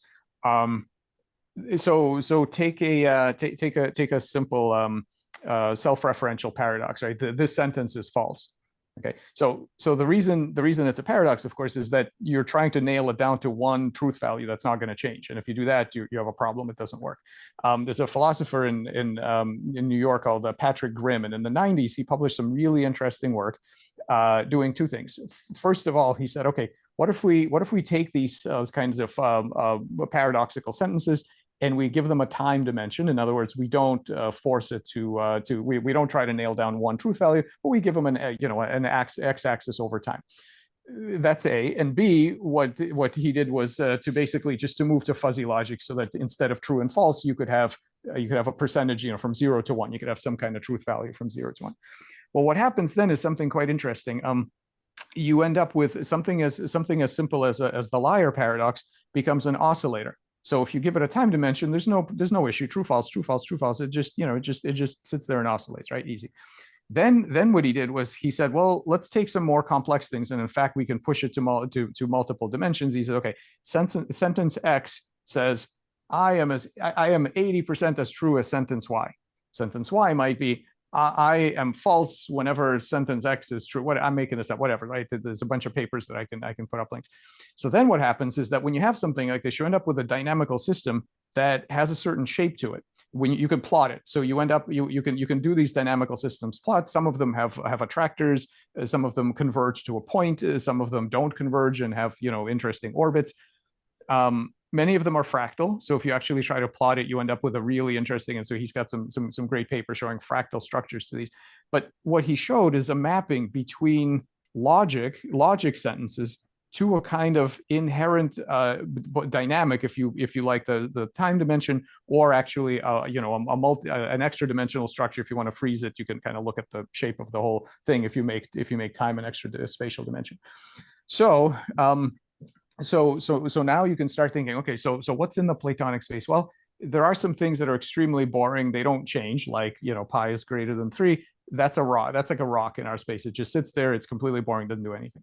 Then you get some simple oscillators like the liar paradox, a little more interesting, but very predictable. Not doesn't do too much, but it sits there and it buzzes, right? It just sits there and it vibrates back and forth. And then you have some much more complex things, which are interlocked sentences of logic that actually have a kind of dynamic to them. And now you can do something completely crazy, which is the following. We've shown a couple of years ago, we had a few papers showing that if you have models of gene regulatory networks, which is just genes that turn each other on and off, and the way you model them is you should just write down a few equations that determine how the state of each gene is affected by the state of the other genes. Once you have that, you don't need the rest of the cell. You don't need a nucleus. You don't need any of that stuff. Just that simple, very sparse, deterministic, by the way, simple, transparent mathematical structure is enough to have 6 different kinds of learning, including Pavlovian conditioning. You can train it. You can train it by experiences. You can do things like associative learning, habituation, association, all those kinds of things. Just from that. Well, that's exactly the same kind of mathematical structure as the thing I just described. So now we can ask the following question. Okay, so you've got your boring rocks that don't change. You've got your oscillators that just sort of vibrate back and forth. You've got some other things that hit a complicated attractor and sit there. How much of these more complex things are actually trainable, right? Through how many of them actually have these kinds of ability to learn from experience? I mean, we're studying actually all kinds of prediction, like ability to make predictions of these kinds of networks to make predictions and so on. So this is very early days. This could all be complete nonsense. I don't know, but what we've been thinking about is ways in which things that we think of as kind of static, unchanging logical structures might actually have a degree of dynamics to them. And if they have dynamics, they might have some very basal cognition or maybe more. So if you really wanted to get wild with this, you might imagine that the Platonic space isn't, yes, it's eternal. Yes, it's it goes beyond space and time, but there could be dynamics there that are additional over and above the things that we measure when we do physics, and that we need to take account of and understand if we're going to understand how minds actually appear to us through the physical interfaces that we see in biology and AI and whatever. So that's a very long answer to that. But I at this point, I think the study of Platonic space is a real important research program that you can actually do experiments in. Just to highlight, we're 10 minutes into this question. Also, just to ask Michael, because there was a question you wanted to make sure we get to. Do you have a hard stop on the hour in 8 minutes? Not a super hard stop, but close. Like I Okay. should. Right. Then I can stay a little longer, so I'll keep my comments for later then, so people can benefit from Michael's presence more. So I'll shut up for the next 8 minutes. Okay. Unless it's something that's relevant to interchange with. I'll remember to come back to what I want to say. Okay, great. Does that feel okay, honey? We'll come back to this one. He said yes with his thumb. Sure. Oh, okay. Great. Yeah. So maybe we'll just go straight to that one, Michael, that you felt was important, which was the person is saying that they would like to hear well, what you both have to say about the downsides of their work. It will continue to impact reality long after they're gone in a way that they are not intended to. And there's a link here to something explained by Daniel Schmachtenberger, and I'll put that link in the chat. Do you want to kick off on that one, Michael? Yeah, sure. Yeah, because this comes up a lot, and I think it's really important. I preface this by saying that my answer and my attitude to this absolutely does not assume that we know what the consequences are going to be, that we can manage the consequences, that, you know, that I completely agree that that's not a tenable assumption, that all of these things evolve in ways that we cannot predict ahead of time. Nevertheless, you know, I have a short answer and a long answer. The short answer is very simple. You know, pediatric oncology, like that's it. You know, it is I think morally and ethically completely irresponsible for us to stick with the status quo, which for many people is just you know, completely unacceptable, because we are afraid of consequences. To me, the lesson from all of this is that we need to take responsibility. We need to act, and we need to try to improve things. As Bernardo said earlier, are we going to make mistakes? Absolutely. But we have to understand that doing nothing is absolutely a choice that we make. I think it's unacceptable completely. I think that if we are a species that somehow can't avoid taking cures for cancer kids and turning them into some kind of terrible weapon, then fine, maybe we need to get out of the way and let something else have a shot at it. Because, but the answer to this is not to stop this work. Yeah, I mean, that's it. I think I talked about this in a previous answer. I think we just need to understand this old idea that there's somehow some notion of natural, and it was optimized for us, and here we are, and we better not screw it up. That's a really common way people ask this question. Is they say, look, everything's fantastic, and you scientists better not mess it up. Like, don't make it worse. And I just think that's a completely untenable view, because if you haven't noticed, things are not fantastic. Typically it's you know, and I'm not even a clinician, and I get dozens of emails every week from people, and the young healthy people are saying, but what will happen, you know, what if everybody can fix everything, you know, won't we be overpopulated, what, you know, all these kinds of things. And then you've got the people who have, you know, they've got kids with birth defects, and they've got cancer, and they've got degenerative brain disease, and somebody's going blind. I mean, you can't imagine the emails I get. And I just think it's completely impossible to decide that this is where we are now in terms of the biomedical suffering, in terms of the ecological issues, in terms of all the other, you know, kinds of things. We're just going to decide that this is good, this is somehow like natural, and we better not move off of that level. I think it's completely impossible. So yeah, our job is to bite the bullet, take responsibility, realize that for better or for worse, we are now the adults in the room. No one else is going to help us. We need to figure out how to make life better for all of us. And just, you know, keep at it as best as we possibly can. And if we can't manage it, then we can't manage it, but it's not going to be because we didn't try. I completely agree with all that. Great. The question is also very keen to see a discussion between the three of you, Bernardo, Michael, and Daniel Schmachtenberger. So maybe bear that in mind if that sounds interesting to you all. So Michael, you've just got a couple of minutes. There's a couple of questions here which might have short answers. I've got no idea. You might have a short version of these, so maybe I'll just do those quickly before you go. Yeah, keep going. I could be a little late. Keep going. Sorry. Yeah, and then there's a couple more, Bernardo, where we'll come to those straight after Michael needs to leave. So the first one is here, Michael, when regenerating legs on frogs, do they grow young legs, or are the regenerated legs the same age as the existing legs? Why, if our liver regenerates, does it still age? Please convince me that planarian-like regeneration can work in humans. It seems to work even in the sexual planarians, so we shouldn't need to be asexual, which is good to know. Yeah. Let's see. Okay, a few things. First of all, yeah, the relationship between aging and regeneration is extremely interesting. It is not well understood. We are doing some work in this area. I don't know all of the fundamental answers here yet, but first of all, different organs age at different rates. So I actually don't know for the mammalian liver whether it ages more or less than other organs, but all your different organs are actually aging at different rates.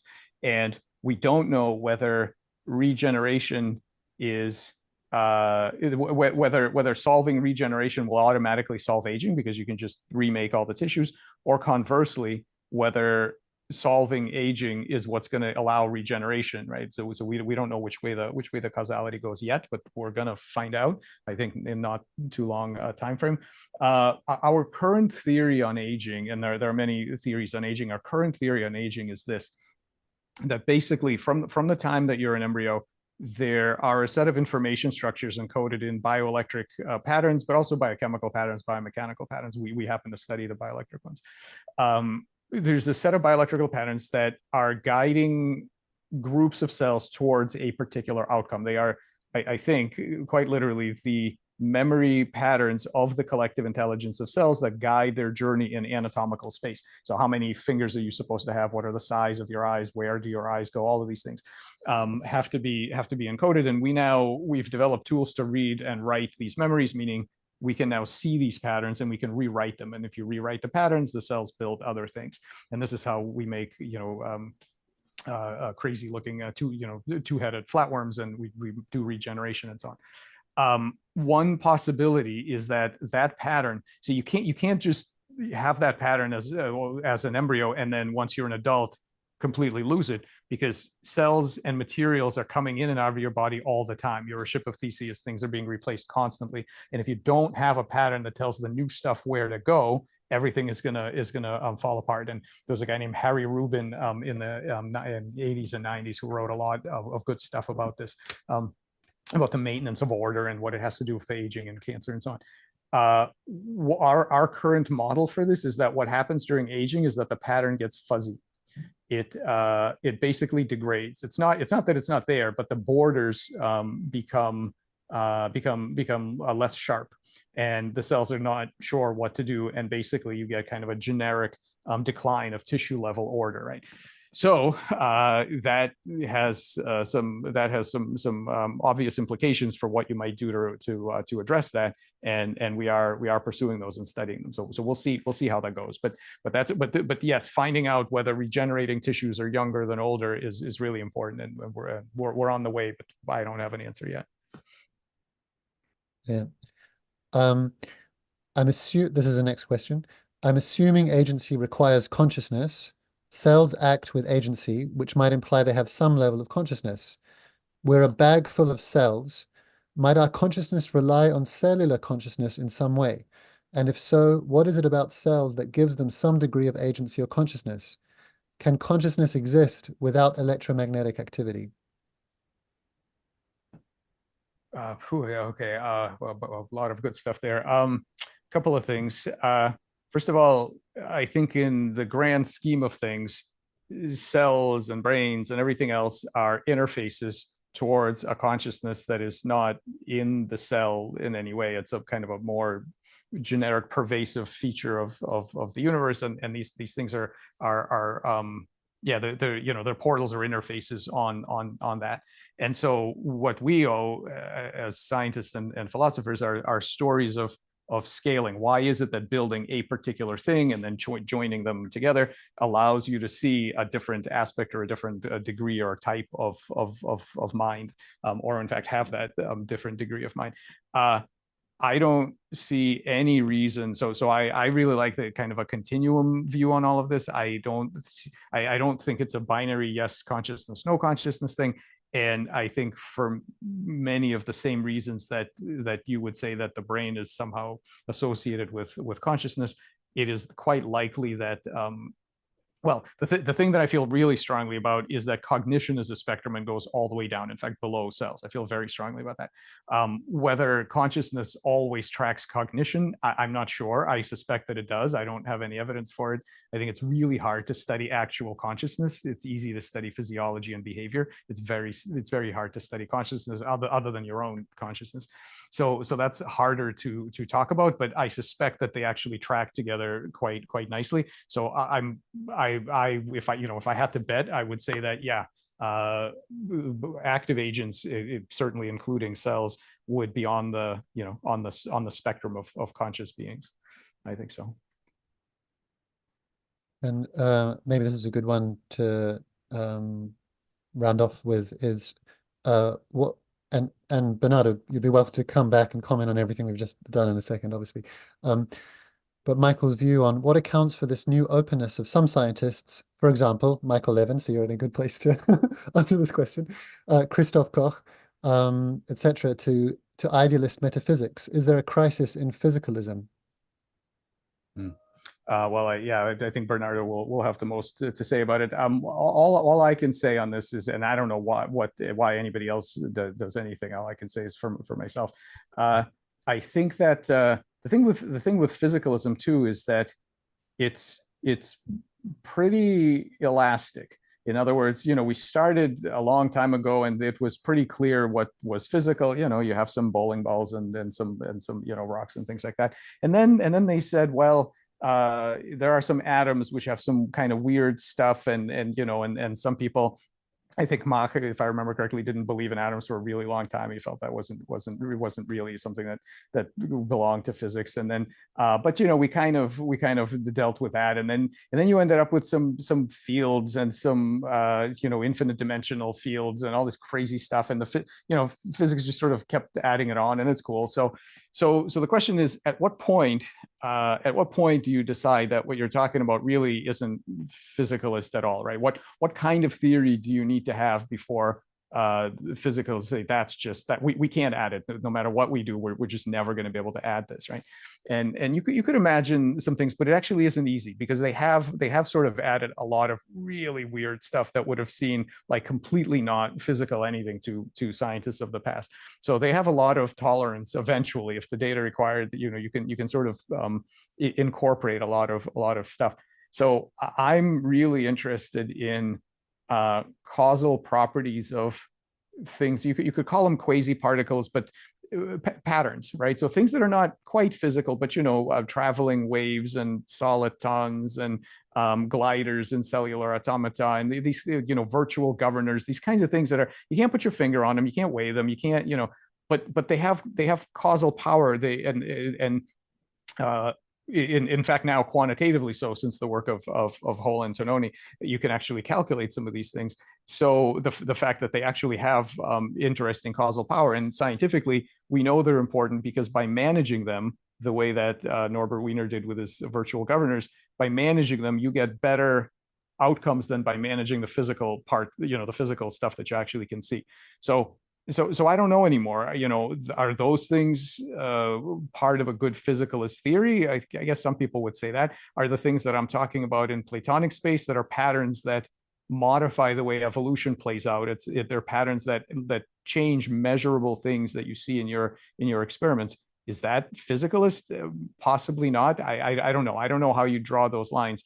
But I think we've gotten to the point in a number of sciences where we have to start taking seriously the causal role of patterns and of things that don't look physical at all. And from there, you can either stretch physicalism to the point where it's no longer the same thing, or you can say we got to cut it and go somewhere else. Do you want to say anything to Michael before he goes, Bernardo? I think I agree with what Michael said. I think there is a risk that we, as a culture, may make physicalism unfalsifiable merely by word redefinition. In other words, whatever happens to be true, we'll call it physicalism. Yeah. And we'll put it in the dictionary as physicalism. So it's true by semantic convention. I think where, philosophically speaking, where the hard line is the moment you say, if there is something out there that I can no longer exhaustively describe with a list of numbers, and I now need qualities to be able to describe it, that's when the word physicalism now becomes completely inadequate. And you really need to go through a tortuous exercise of semantic redefinition to keep the word in use. Because if the world is qualitative in essence and not exhaustively describable through quantities, then there is no coherent sense of the word physicalism that would survive this. That makes sense. Anything you want to say, Michael? It's for you. It's what is it? 3 p.m. on a Sunday. 3 p.m. on a Sunday. I gotta go feed the kids. So yeah. So here's what I would say. Thank you to all of you. Just really fun to talk about these topics. I appreciate a lot. Thank you for supporting the foundation. Bernardo, awesome to see you as always. Thanks so much. Thank you, Amir, for organizing all this. So yeah, we'll talk again, of course, many more times. So thank you so much. I had a good Michael. time. Thanks for proposing this. It was fun. Awesome. Yeah, really appreciate it, everybody. Great. Thank you. Take care. Take care. Bye. Bye. Okay, do you have things in your mental list, or do you want some? No, maybe you can help me because there were so many things were talked about. Yeah, okay. So maybe let's work our way back to Hani, but we'll just kind of work our way backwards if that's okay. So there was this question on Oh yeah, the Platonic realm. or even before that, what accounts for new openness? But maybe that was well covered. Don't know if you want to add something to that. The new openness.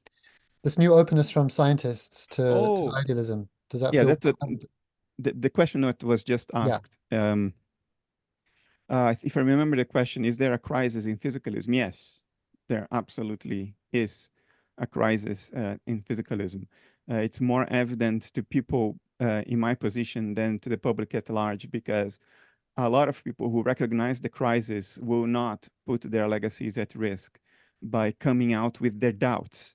They will only come out with a different position once that has really settled and has been annealed and the tires have been kicked.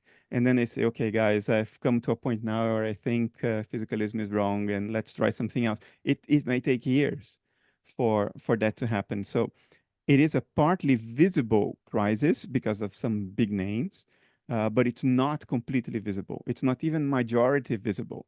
There's a lot going on, a lot of insecurity, a lot of uncertainty, a lot of doubt. I cannot be the one to share that with you, because the day I do it is the day nobody would talk to me about their doubts anymore.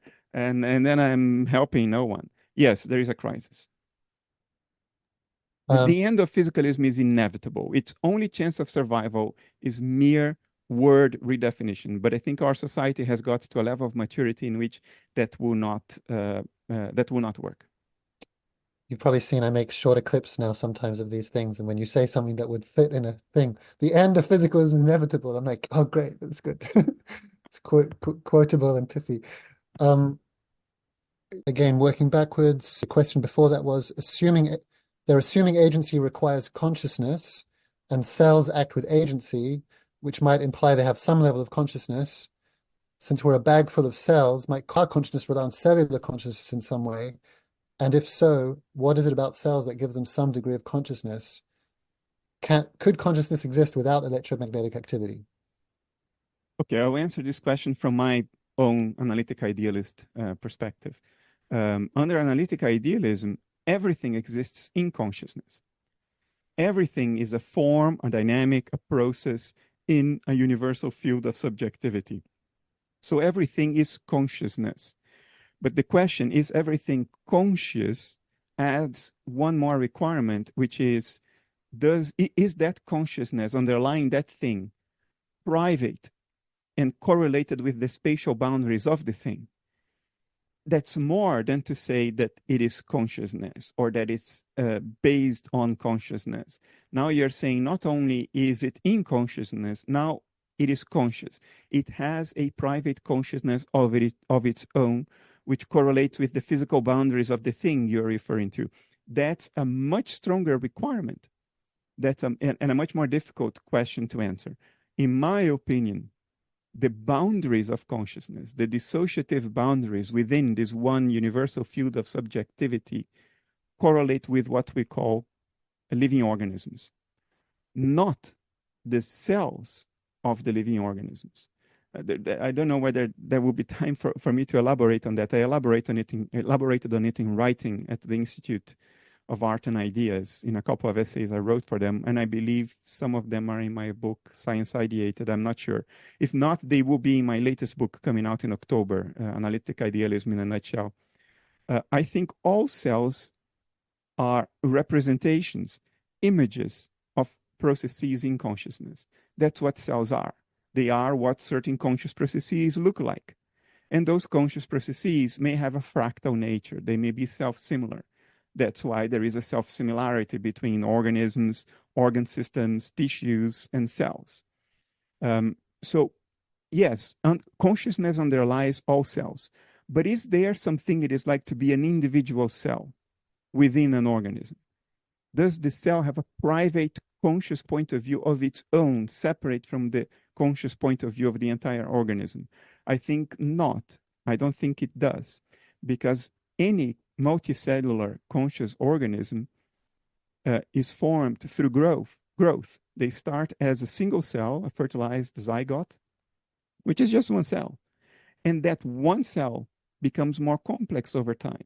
We call it cell division, but all that is happening is that internal structure is being created. We call it growth. Growth is different from assemblage. You don't get Bernardo because a few trillion cells crawl on the ground and then pile on top of each other to assemble me. I'm not assembled. I grew. In other words, I am the same unitary, single conscious organism that I was immediately after the fecundation of my mother's egg. I am still that unitary zygote I was in the beginning. It's just that that unitary thing has grown complex inner structure.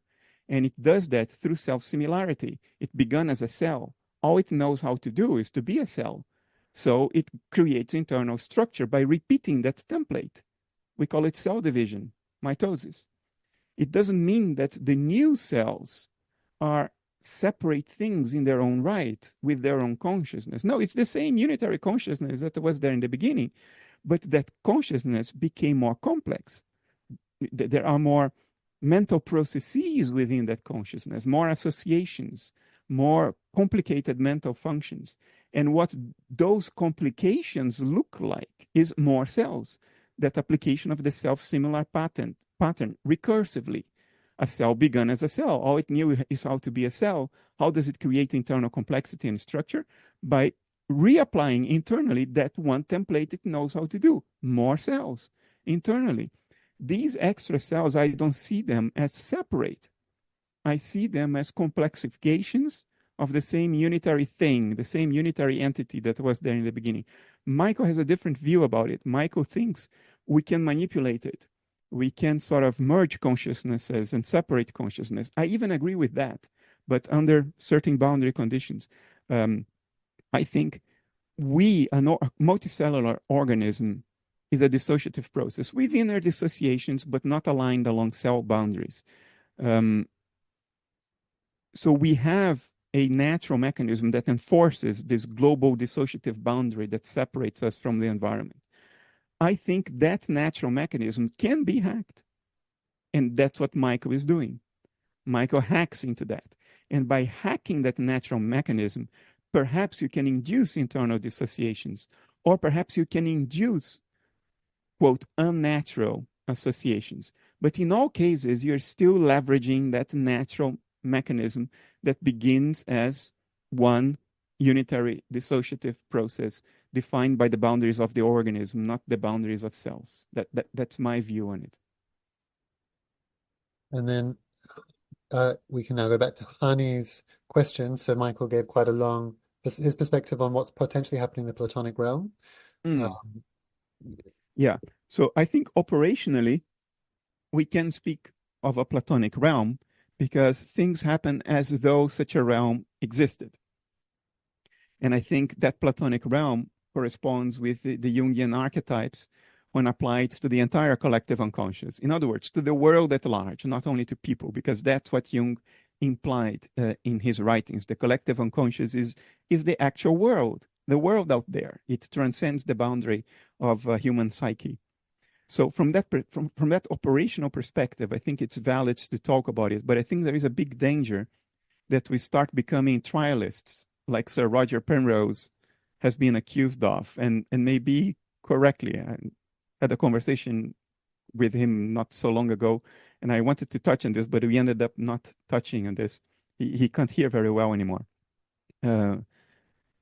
I don't think we need to think of the Platonic realm as a separate realm that interacts with but is distinct from the real world. I think that is the danger. That is the mistake, that we end up as dualists or trialists, mind, matter, and Platonic forms. I think all of that is unnecessary, and it seems to be implied by this notion of forms merely linguistically. We get caught in the traps of language. Let me be more explicit about it. I think there is only one thing. It's called reality. It's a field of subjectivity that has no spatial boundaries.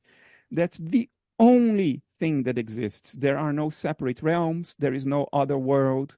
There is no physical plus non-physical. No, there is only that.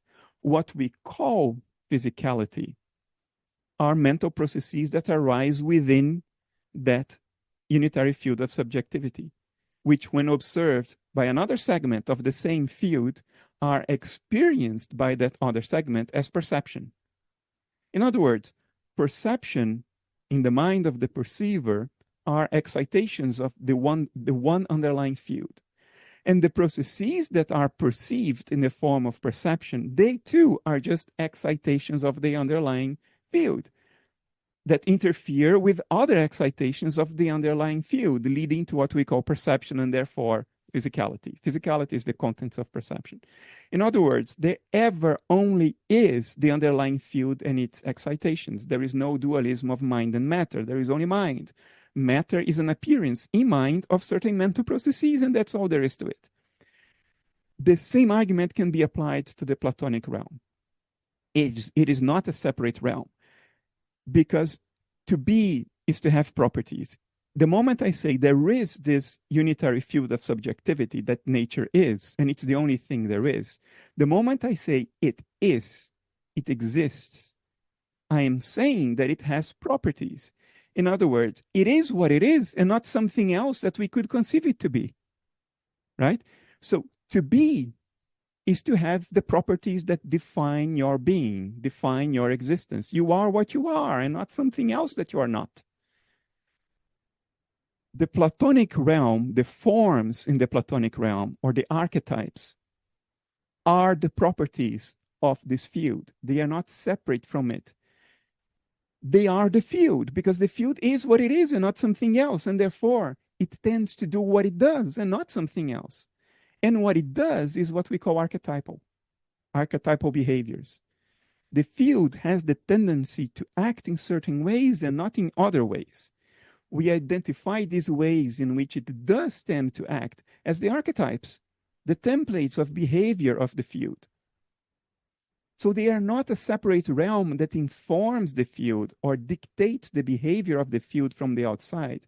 They reflect the properties, the isness, the beingness of the field. Again, there is ever only the field, and it is what it is, therefore it does what it does, which we describe as archetypal behaviors. So operationally, it's all good and fine to talk of the archetypal realm. The danger is, and nobody is immune to this, top philosophers, top scientists fall to that trap all the time. Even after you explain it to them, they still keep on falling back on it. The danger is that we translate this operational convenience into the existence of a multitude of realms and entities for which we have no reason to believe. Because to be is to have properties, and therefore there are always archetypes. You know, think of it as a swing for a child. You know, if some people have a swing in their backyard and the child swings there in their backyard, that swing has properties. It has a certain resonant frequency. It wants to swing with a certain frequency and not others. And you know this because if you push the child in the swing in synchronicity with its own rhythm, in other words, if you push the child at the right time, it will swing more and more. higher and higher amplitude. But if you push the child at the wrong time, with the wrong speed, the wrong frequency, it will stop swinging. So the swing has a natural harmonic. It has a frequency in which it wants to oscillate. It tends to oscillate. And all the other frequencies, or many other frequencies, will just disrupt its oscillations. Does that require anything other than the swing? Do we need a Platonic realm that tells the swing how to swing? No. The swing has its harmonics because it is what it is. The harmonics, the archetypes of the swing, are a consequence of its existence and requires nothing other than its existence. So that's the subtlety I wanted to raise an alarm about. We get caught in language and we go too far with something that is operationally useful, but we derive all kinds of metaphysical implications that are not implied by it at all. I mean, can I just jump in there? So, Bernardo, I totally agree. It's not a separate realm, but the idea is to remove time and even extension. But let's just say remove time. You see, when you remove time, it's all present.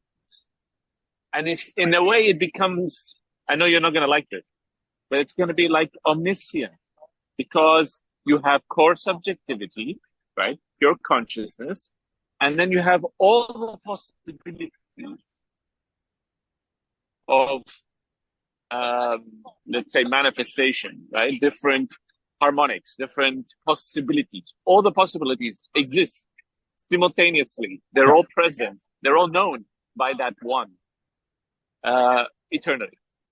I don't have a problem with this at all. Actually, I have a chapter in my new book that is entirely dedicated to this, and I bite the bullet. Yes, there is omniscience, there is omnipresence, and there is omnipotence, because that's the implication. The moment you remove reality from space-time, you have to bite that bullet. So no, I don't have a problem with it. But again, this does not require metaphysical multiplicity, because what we are saying is that this field of subjectivity, it exists outside time. But when certain excitations in it interfere with some other excitations in it, and now excitation seems to beg for time, but we cannot avoid it because we think in spatial temporal terms. So if I force myself to never contradict in language the notion that reality is outside space-time, then I cannot open my mouth anymore, because we do not have extra spatial temporal intuitions. We don't have words for it. Space-time is built into our language. So take what I'm about to say metaphorically. When there are certain excitations in this eternal field of subjectivity and other excitations here, and they come close together and they start interfering with one another, that's perception.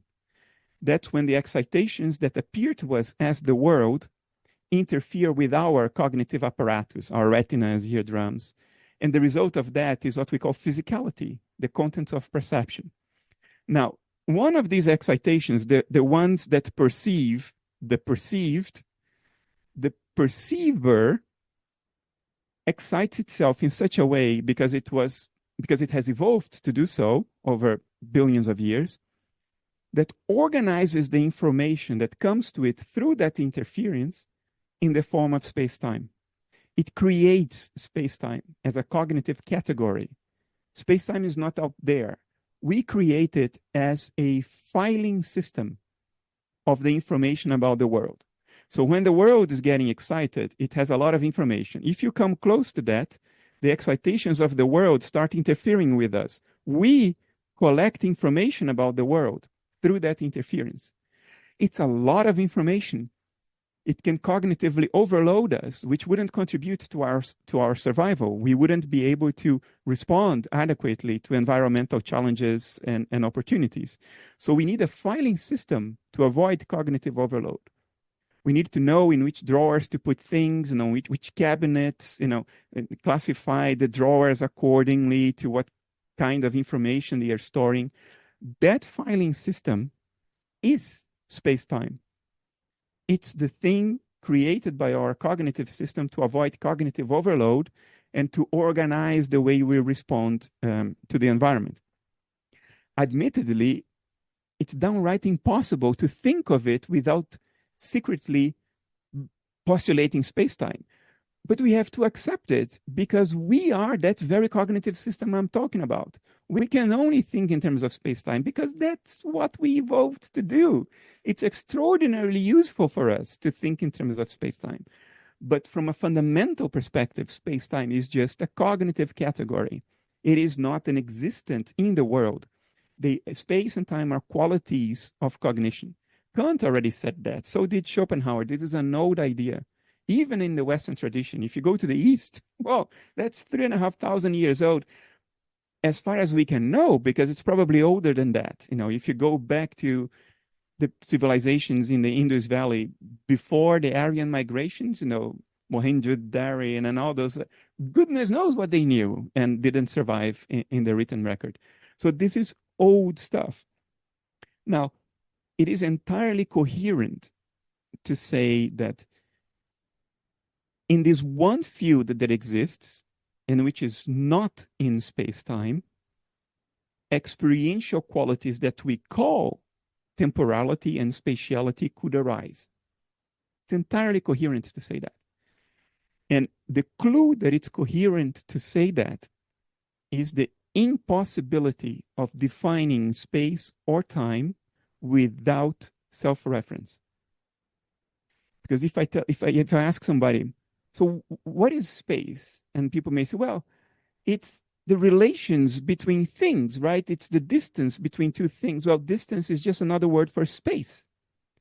If I ask people, what is time? Well, the time is the interval between two events. Well, interval is just another word for time.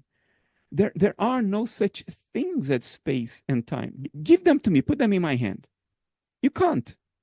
They don't really exist. They cannot be defined without self-reference, which is, of course, a ridiculous way of defining anything. You know, you're not defining anything. You're begging the question. That's the clue that such things do not exist at all. They are just a category of cognition. We make this stuff up. It's not out there, has never been, will never be. If it is just a category of cognition, then it's entirely coherent to say there is no space-time. What exists is extra-spatio-temporal, or eternal, which is the traditional word.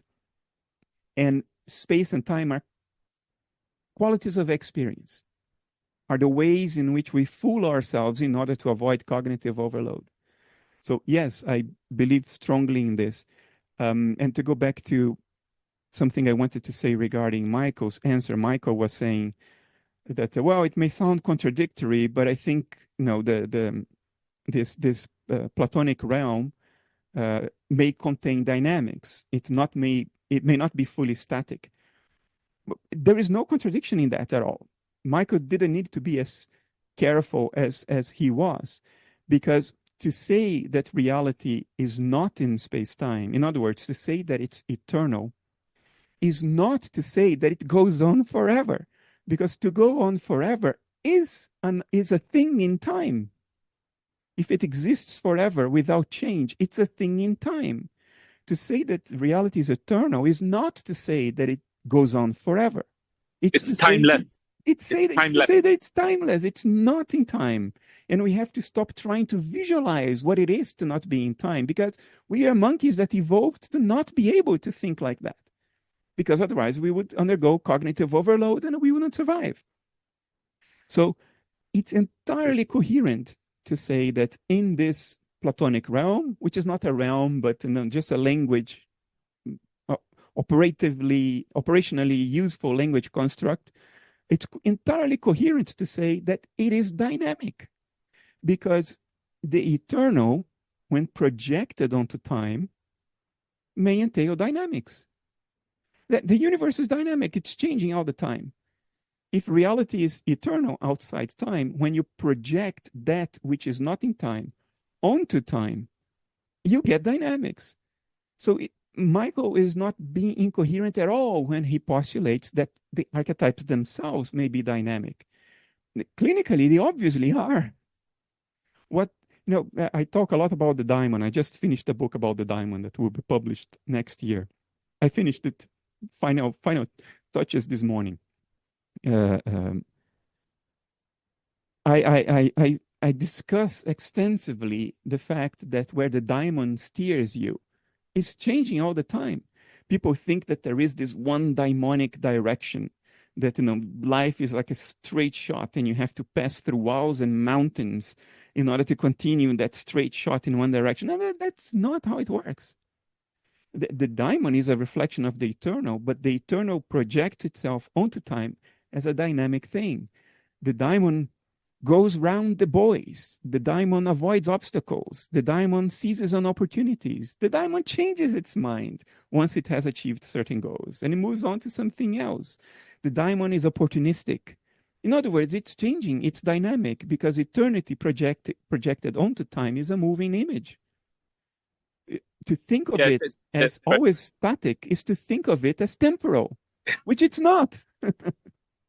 In Advaita, Bernardo, they use shadow puppets to demonstrate that idea. The light doesn't change, but the shadows seem to move and be dynamic. They are projections of a static light. Yeah. Yeah, the metaphors of the East are such a wealth, and it's like they have one for everything. Sometimes I feel like, do I really need to do what I'm doing? But okay, I'm not going to go down that road, otherwise I get depressed. The diamond thinks there is a reason for me to do what I'm doing, so I'm not going to question that. But I recognize that we're not saying anything new here, and not even saying it the best way. It may be the best way for our current prejudices, but it's not the best way overall. Beautiful. Still very invaluable. Thank you so much. That was great. Thank you. Do you have time for one more, or capacity, Bernardo, for one more question? Yeah. If there is a question already pending, then I'll take them. Yeah, it was kind of like actually before Hanni's, but Hanni's fit in better from the stuff on the mathematics from Christian an hour ago now. It's amazing how time flies. But I am tempted just to very briefly just restate something I heard Swami Sarvapriyananda say to you, just to give more validity to what you're doing and just remind you in case you forgot. Is like he felt not only are you restating old truths that every generation has to find a new language to formulate it that corresponds to the current times, which is what you're doing, but he even seemed to acknowledge that you'd identified something quite new or clarified something that even he hadn't come across in his you look like you don't remember it, but maybe I'll try to find it and send it to you, because he seemed to think that you had brought something Maybe new. my reality filters make it so unlikely that this could be the case that I didn't hear. If he said that, no, it flew right over my head, because I wouldn't believe it possible. But Okay. I'll be seeing him in person a couple of weeks from now. I'm gonna come down actually for that event. So Oh, you're coming here. Oh, we'll be able to shake yeah. hands then. Great. Okay, so here's the question. It's from John. Hi, Bernardo. Do you believe there is a correspondence between our internal states, our thoughts, emotions, and the degree to which we are experientially in contact with our true nature, and the external events or circumstances that occur in our lives? Absolutely. Specifically, do you think this correspondence can occur unmediated by our behavior? Yes. Yes, because I don't think there is a fundamental separation between us and the world. We are part of the world. It's one entity. And it expresses itself through its archetypal templates in the world and in us. And because it's the same archetypes within and without, of course there will be correspondences. It's the same templates unfolding on both sides. This is also in my Daimon book. We like to impose our cognitive categories onto nature. But nature doesn't give a damn about our cognitive categories, the distinction between self and world, perceiver and perceived, subject and object. These things are operationally useful to us. It helps us communicate and help us make sense of things. That doesn't mean that what is useful to us is an actual ontological boundary in nature. I don't think there are fundamental boundaries in nature. The boundaries that there are dissociative. In other words, they are contingent. They come and go. They are dynamic processes. They don't reflect structure. They reflect only behavior. So for that reason, and for our being part of nature. We didn't parachute here from somewhere else. We grew out of nature. We are part of nature. If nature is archetypal in a fractal sense, self-similar, which it seems to be, at least life clearly is, then of course you may expect to find correspondences between your internal dynamics and the external dynamics of the world, because they are the same dynamics informed by the same templates. So this is something that, to me at least, came with maturity. As a young person, I was too stupid, too dumb, and devoid of subtlety of perception to notice this. But as I get older, this year I'm turning 50, so it's a big year of transition for me. It becomes evident to me that that this correspondence is there all the time, and if you are open to it and you pay attention to it, you don't become like a believer in everything. That's schizophrenia. But if you pay attention to the dynamics of the world, it tells you a great deal about yourself, and the other way around. They do seem to go hand in hand, not in a vulgar, banal level, but in a very subtle, meaning-toned level. And it was only over time that I sort of developed the subtlety of observation to pick this out, to discern this. And today it's great because, it created a whole new dimension from my life. There is a dimension of depth of meaning now that wasn't there before. The world starts teaching you, life starts teaching you about yourself, and you start, teaching the world something about it. And it becomes a sort of a dance with a lot of meaning at a semantic level, semantic meaning. It becomes fun. Banality sort of goes away, because now when everything seems to be the same and dull, if you pay a little more attention, you realize that, oh, there are some subtle new dynamics. Things are colored in a slightly different way, and you start taking clues from that help you orient your life. It becomes a very fun game, with a lot more variables than you thought there were. Much, much more fun to play. Maybe riskier too, but you get to a point where you realize, risk is there all the time anyway. Our illusions of control are only illusions anyway. So you relax into that risk arena and you start heeding signs. I believe truly that it's not pre-schizophrenic.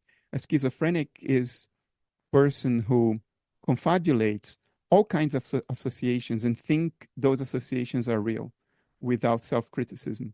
That's not what I'm saying. I'm not saying that all the meanings you can conceive are meanings of the world. What I'm saying is that everything in the world has meaning, but not necessarily all the meanings you are making up. You see? To say that everything has meaning is not to say that that meaning is the stuff you make up. It's more a thing of perception than a thing of interpretation. So it's very distinct from this avalanche of associations that you get in schizophrenia, because you're critical, you're doubting all along, but you're just paying more attention, and your perception the resolution increases a little bit. It's a subtle form of perception. You pick out things, and over time it becomes impossible to doubt that you're picking up on something real, because it lines up, and sometimes lines up in a sort of glaring, explosive way that would take an enormous amount of dumbness to not see. I wrote about this in this Diamond book. I don't know how it's going to be received. It's probably going to hurt me a lot, because it's the first book in which I sort of put my personal life out there. And say things that I cannot argue for, experiences that I'm just sharing. But yes, the answer is yes. There are always correspondences between what happens inside and what happens outside. Why? Because the boundary between the inside and the outside is temporary and contingent. It's not structural. It's behavioral. There is only one thing going on, and it's fractal, self-similar. So of course, these correspondences are there. Jung call them synchronicities. They're happening all the time. Perhaps everything is synchronicity, even physics. Beautiful. And lovely for me evening. For some of you, it's daytime. We had sketched out an intention to maybe meet again in November. I don't know if that we haven't confirmed Yes, that. I saw your emails. I'm going through a very rough patch in terms of time. It will be clear next year why. But I'm basically juggling 3 full-time jobs right now. Sure. But yes, we are a go for November. On the Tuesdays, because we can do another day if you if Let me look at it right now, but I think yes, because I don't think I have been crazy enough to already commit to a lot in November. I have events committed into next year, but not in November. Let me very quickly have a look. October, November. So every Tuesday in November is game. Good to go. it's good. Okay, fantastic. All right, so then I can announce publicly. If you've enjoyed this and you haven't done these with us before, then we tend to meet twice a year for 4 or 5 weeks and just do open Q&As, a little bit more thematically structured. And they're always, for me, spiritual experiences, for other people, What we could scientific do, experiences. the new book, Analytic Idealism in a Nutshell, is coming out at the end of October. So Oh, brilliant. people would just be receiving their hard copies or downloading their ebooks. So that's a nice thing to discuss. The content, the philosophy didn't change, but the way to explain it, to approach it, to argue about it, yeah, that's a refinement of 15 years to get to that. To create anticipation, Christoph Koch read it twice in one sitting, and it changed his life. Oh, fantastic. Well, maybe we can try and get him along. We can, It would be great, yes. yeah. Yes, Okay. he would be the one to get to that event now, I think. Okay, We've been talking a lot. brilliant. Okay, how exciting. All right, so yeah, I'll try and get that available to register for the next week or so. So people, if you want to join in November, we can continue. There's some questions that we didn't get to, so perhaps I can save those as well, see if they can fit in somewhere in that series. And great, I know you're super busy. Thank you so much for doing this. It's great that this is, pays for an estimated something like 500 meals for homeless children tonight. So that should also feel good as well as all the Very content good that you've cause. had. Yeah, so thank you everyone for your donations. Thank you for your questions. See you in November, if not before. Thanks, everybody. Take care. Thank you, Bernardo. Thank you, Amir. Thank you. Thank you. Bye. Bye. Do you have a question for Michael Levin or Bernardo Kastrup? Because if so, we're doing another Q&A with Michael Levin in 18th of November, 2024, this time raising money for American Humane. And you can submit your question and donation or sponsor existing questions at the link below or find us at adventuresinawareness.com. And we're doing a 5-week discussion series with Bernardo Kastrup, as well as celebrated neuroscientist Christoph Koch, also in November. And if you want to join that, again, you can find us at the links below or at adventuresinawareness.com. You can also really support this work by hitting like, commenting one of your questions or comments in the section below, and subscribing. And you can always still donate to one of the charities mentioned and to this channel, again, in the links below.